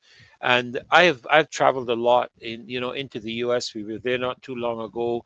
I traveled a lot into the Cayman Islands, and I returned here to Barbados, and I said to several people that Barbados is more expensive than the Cayman Islands. And people looked at me and said, nah, that could never. I said, no, no, no.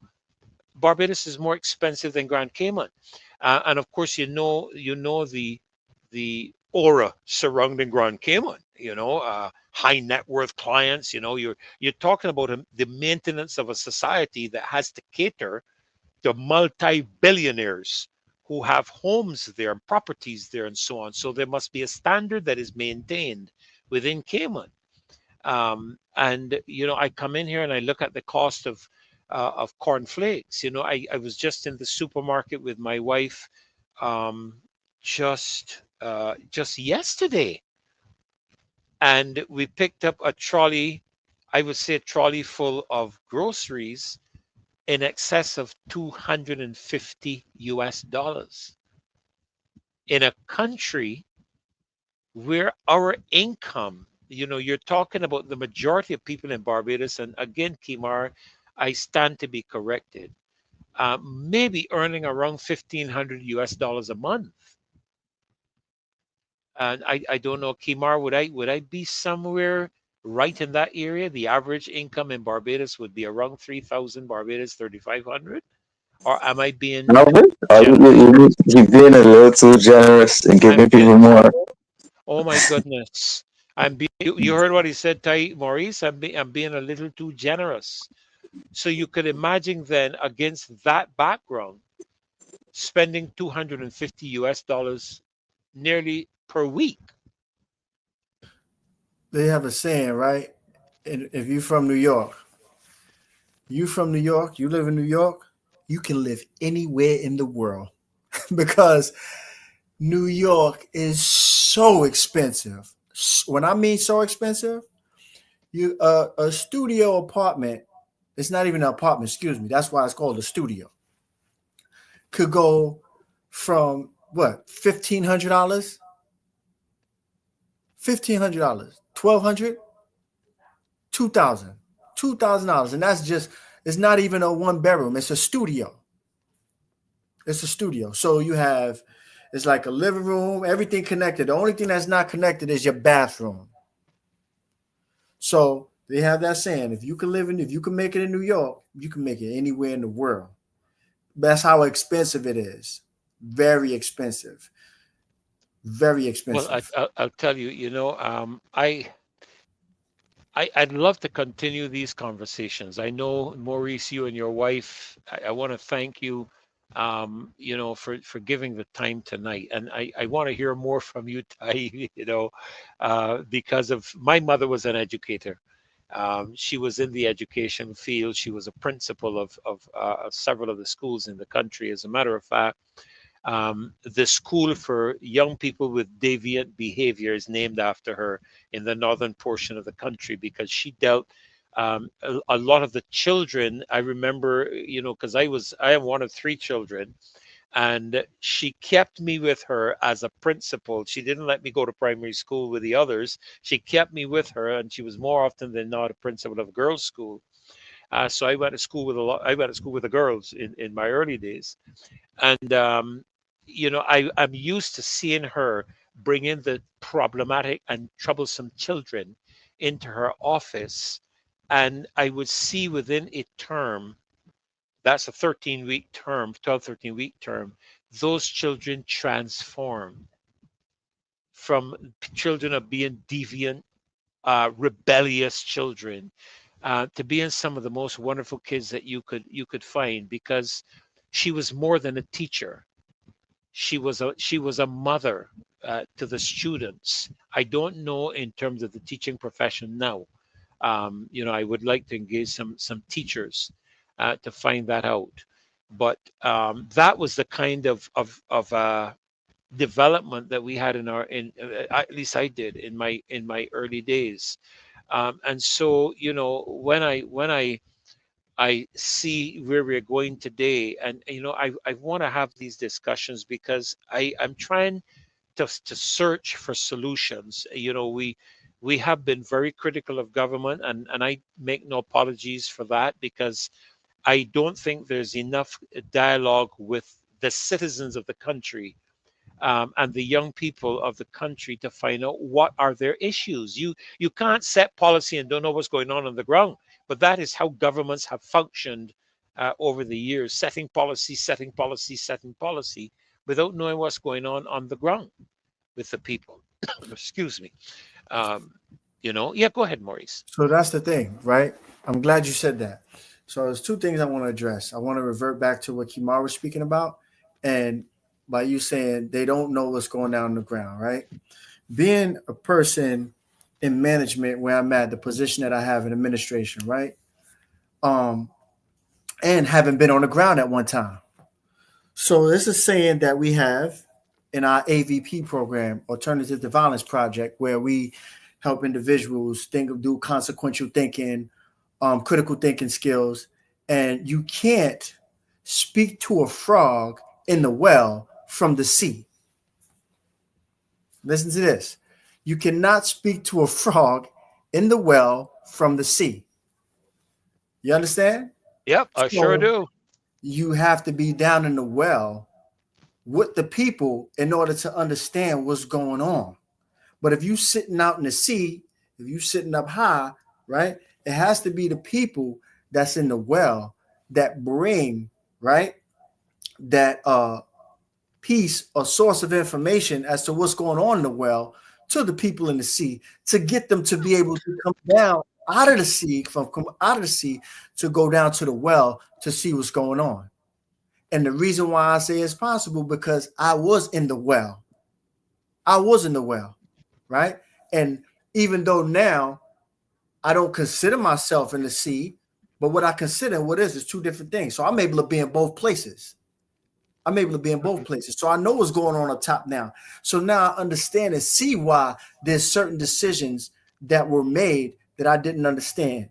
But now I'm in the sea as well. I'm able to go back to the well and make sure that the well is being taken care of as well. Yes. You understand? Absolutely. Yes, sir. So Thank you so very much. I play a dual role. And people need to understand that.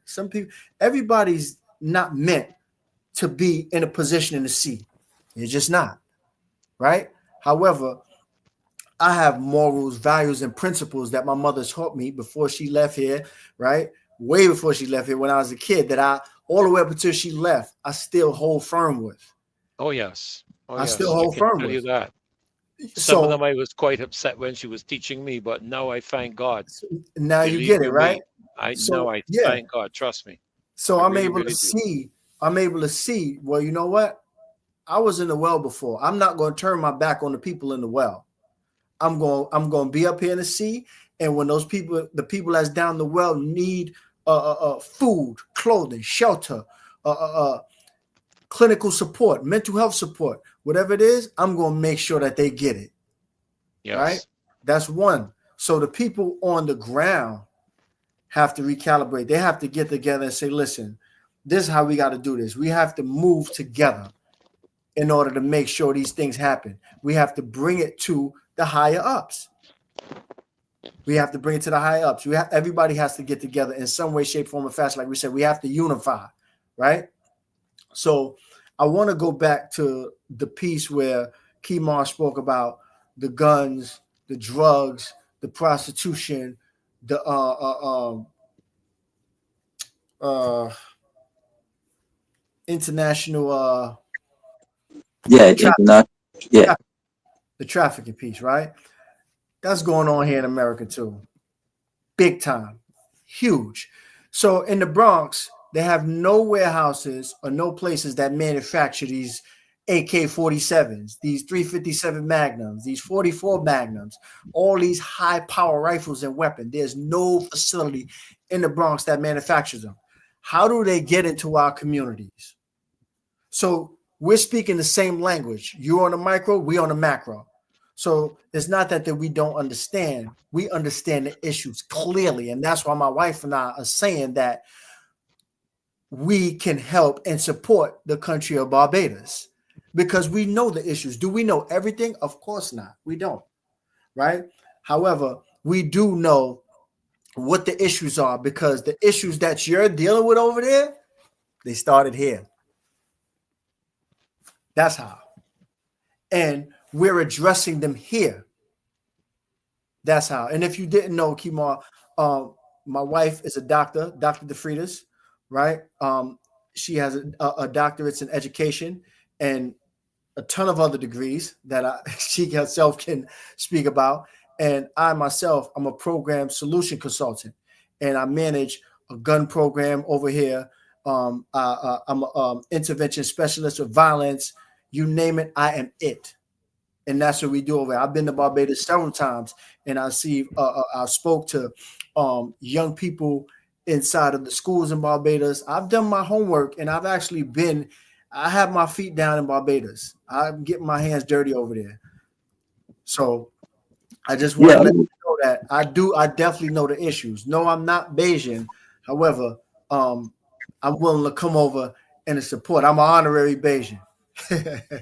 yeah. Well, we welcome you. It was good. It was good to meet you online here tonight. Definitely had a good convo. I mean, your wife didn't say much tonight at all, but But um, we're gonna turn her loose, Kimar, on Monday. yeah. All right. Ty, we'll have you and not Maurice. How's that? We're a But we're package gonna, deal. That's what the you two know, but thumbs are for. You can't have one without the other. Yeah, we together. right, that's the tag team, right? Yes. No, but really, we do have to have these ongoing conversations, Kimar. I was really thrilled to meet Maurice and his wife Ty. First time Likewise. I'm meeting her tonight, but on Monday it was a wonderful education. I had several people messaging me and they wanted to hear more. Um, you know, uh, so we need to have some ongoing conversations with regards to the solutions. I'm really very concerned about the solutions within the context of the criminal element. There are other elements, of course, that we're concerned about, but this is the one we're facing at the moment. And we have a lot of children that are growing up within the context of their communities and societies that are facing these matters. A child that grows up in an environment where people, you're desensitized because of all the Mhm. violence and so on. And this is one of the things I think games have contributed to. And I'm very careful how I assign blame to any particular source of things, but inevitably, I think when one is used to a certain aspect, then they become gradually desensitized to the reality of that perspective. Like some of the driving games that we have had, you then see people reenacting those on the road, on the street. And the reality is that when you have an accident in a game, you always have an extra life that you can come Do back and over. start again. Do over. Yeah, a do-over, but when you have it in reality, there's no extra life to come back to or come back from. And that's where the So education piece comes in with children. absolutely, absolutely. So I really would love to continue this aspect of the conversation, look into more solutions. So I'm kind of giving you guys a heads up. If there's something you want to prepare and shoot to us, that we can present. Because Rose will sometimes send us some things that we can put up on the screen that people can follow, or you can do it yourself. That you can share from your screens. I am a monkey handling gun on mine, but I'm learning. But if there's something you'd like to prepare, for the half an hour, and we can put it up there as you're speaking, it would be great to do some of those things. Well, we've gone past our time here, but it's been an intriguing conversation, and I want to again say thank you to you, Maurice, and thank you, Ty. It was a pleasure Thank meeting you. I you. hope one Thank day you. that we'll get to meet both of you in person. Well, we I'm already met. We already met when Yeah, we you were in keep you keep Barbados. you keep telling me that, but I'm trying to remember, and We for was at some a reason, Myers. We was at a Myers fundraiser. You and I yeah. spoke. Look, I had on. Do you mean on Bay Street recently? I had on the colorful. I had on the colorful sweatsuit, Sweating. and you asked me. Right. Yeah. Yeah. It Yeah. was Yeah. Yeah. Yeah. Yeah. Yeah, and Yeah. you Yeah. asked me what country is that from. I said I don't know. All I know is it's Ralph Lauren. Yeah, I remember now. I remember now. I have Yeah, to get one of those colorful outfits, one of those yeah. colorful shirts. Yeah, I remember. I remember. Okay. But certainly, it was a pleasure meeting you, Ty, tonight, and look forward to I met meeting you you in that night as person. well. You were there? Yes. Well, where was I? I wasn't there. No, I don't think I was there because I would not forget you. I might forget Maurice, but I wouldn't forget. No, but really, seriously, I guess I was so taken up with all that was happening that night Yeah. that it didn't click to me. It was a But compliment. I'm sure when I actually get to see you again, that it will probably will all It come will. back. Jolly memory. But It but will. I do want to say, what a joy it has been having both of you. And I know, Ty, you didn't say a Thank you. lot, but what you did say, resonates so well with me, and I'm sure with the chat, you would have been seeing the chat as we are going through, and the persons on the chat certainly have appreciated both of your contributions. As always, Kimar, you're a favorite here in the and for you, Ty and Maurice, we keep saying the future Prime Minister of Barbados. So Okay.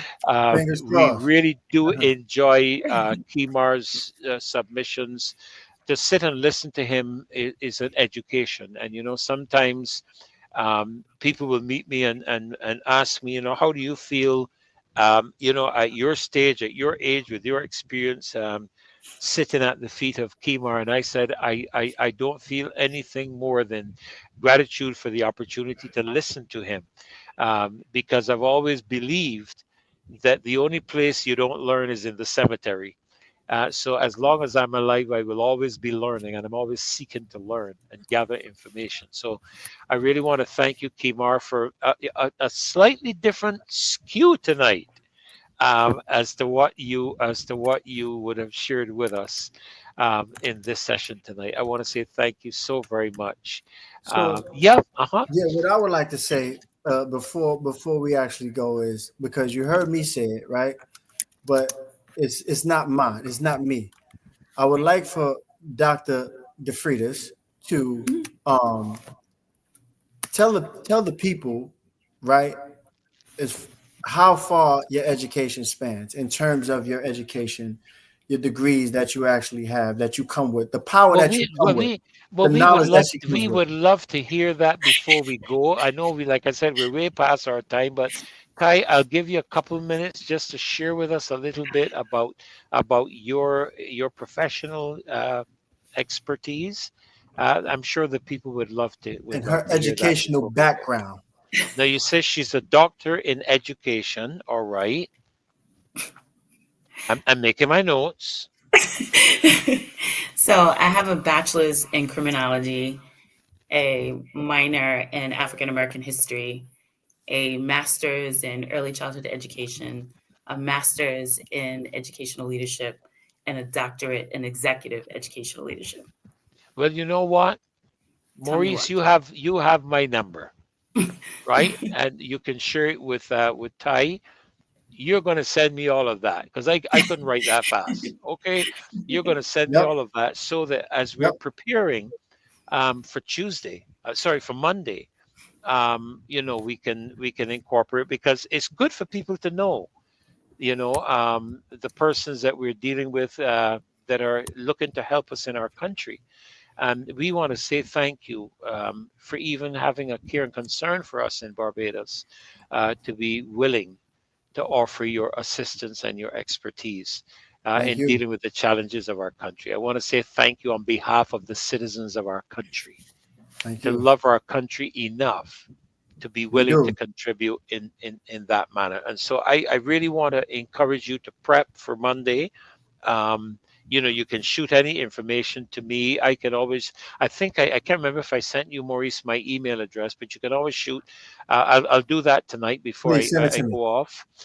So that you can always shoot anything you want, prep to prepared to put up there as you present on Monday, and we'll engage some further dialogue and some further discussion to see how we can help offer. And believe you me, the government watches this program. Huh? The Prime Minister watches this program. Ministers of Education and ministers of government watch this program, because they know what we say here and they know what we do here. When we meet people, when I encounter some of the persons, I know they're watching this program from what they say. So obviously they will be hearing some of the solutions that we are willing to bring to the table, on this program to assist our country. So I want to say thank you so very much for being with us tonight. And Kimar, Thank you. I don't Thank know if you. you have any quick closing words, Kimar, that you would like to share before we say goodbye to the loyal opposition. We thank all of you in the loyal opposition. Carol is saying thank you all for a wonderful and interesting presentation. Please help our Ministry of Education. Thank you, Mr. and Mrs. De Freitas. Thank you, Kimar, and Ty and Maurice. They even thank me. I don't know whether to thank me, praise God. Yes. Absolutely. Yep. Yeah, and to say what? Let me see here. The Assistant Secretary of Yeah. State who talk about the internet. Yeah. Yeah, go ahead, I want Kimar, to, your closing comments. yeah, in wrapping up, I want to say good night to Marcia and Dave. Yes, You know, absolutely. to say good night to all of the members. I want to thank Mr. and Mrs. Freitas for being on the program. I Yes. look forward to hearing you in full next week. And it's going to be a good, I'm rather impressed with you both. It'll be good to hear the sir tonight, and I hope to hear the madam next week. Um, my Absolutely. parting comment though, you said something earlier, and I'm gonna cap it short. For 2025, speaking of the cost of living, Uh-huh. for 2025, I want our people, my people, to start seeing some of these things in the supermarket that are expensive and leaving them right where they are. Like, you're not complaining so much anymore about the high prices of something. What we're doing is leaving them right where they are. So, in some countries, if you raise the price of bread, there's riots all around. And you have to drop the price if you want to sell that bread. But in the Caribbean, we allow the authorities to raise the prices and raise the prices and raise the prices, and we still go and buy. Mhm. Right? So for 2025, we have to Start be more. baking your own bread. Yeah, leave the things that are. Yeah. Yeah, Start baking your own bread. Sound like Well, everybody. absolutely, Kimar. I want to thank you so very much. And we look forward to another great show. I believe there should be a show on Friday. We did have a bit of a challenge getting that up and running last Friday, and hopefully we'll be able to get it done this Friday. And then, of course, I remind all of us that on Sunday, um, Maxine McLean, the Honorable Maxine McLean, former Minister of Foreign Affairs, and Glenn Murray, the Honorable Glenn Murray, who was former Minister of State in the Ministry of Finance and personal assistant to several prime ministers in Barbados. They will be hosting and co-hosting the show on Sunday evening, and it's going to be quite a show because they will be addressing the matter of national insurance um, on that show. So God bless you all. Again, thank you, Ty. Thank you, Maurice. Thank you. Thank you, Kimar. God Thank you, bless. Appreciate Stephen, it. if you're still Blessings to on, Stephen Marcia. Strickland. Yes, she is in Kenya. I And know. she's been posting some little snippets and so on YouTube. If you slipping there on the Marcia Week show, you'll Yeah. see some of those We've been snippets. paying attention. Yes, and she's. I hope she comes back. So, but she's Yeah. been slipping in some of those snippets in there to let us see what is happening in Kenya and what they're being able to accomplish. So thank you so very much, members of the loyal opposition. Thank you for making this show a success by being present with us tonight. Without you, we could not have done this show. So thank you so very, very much. So God bless you guys. Got you. Kimar, All right. Ty, Maurice, good All night. right. God bless you Bless. and have a All right. great, great Thank day. you. God bless. Yeah. Bye bye. Bye-bye.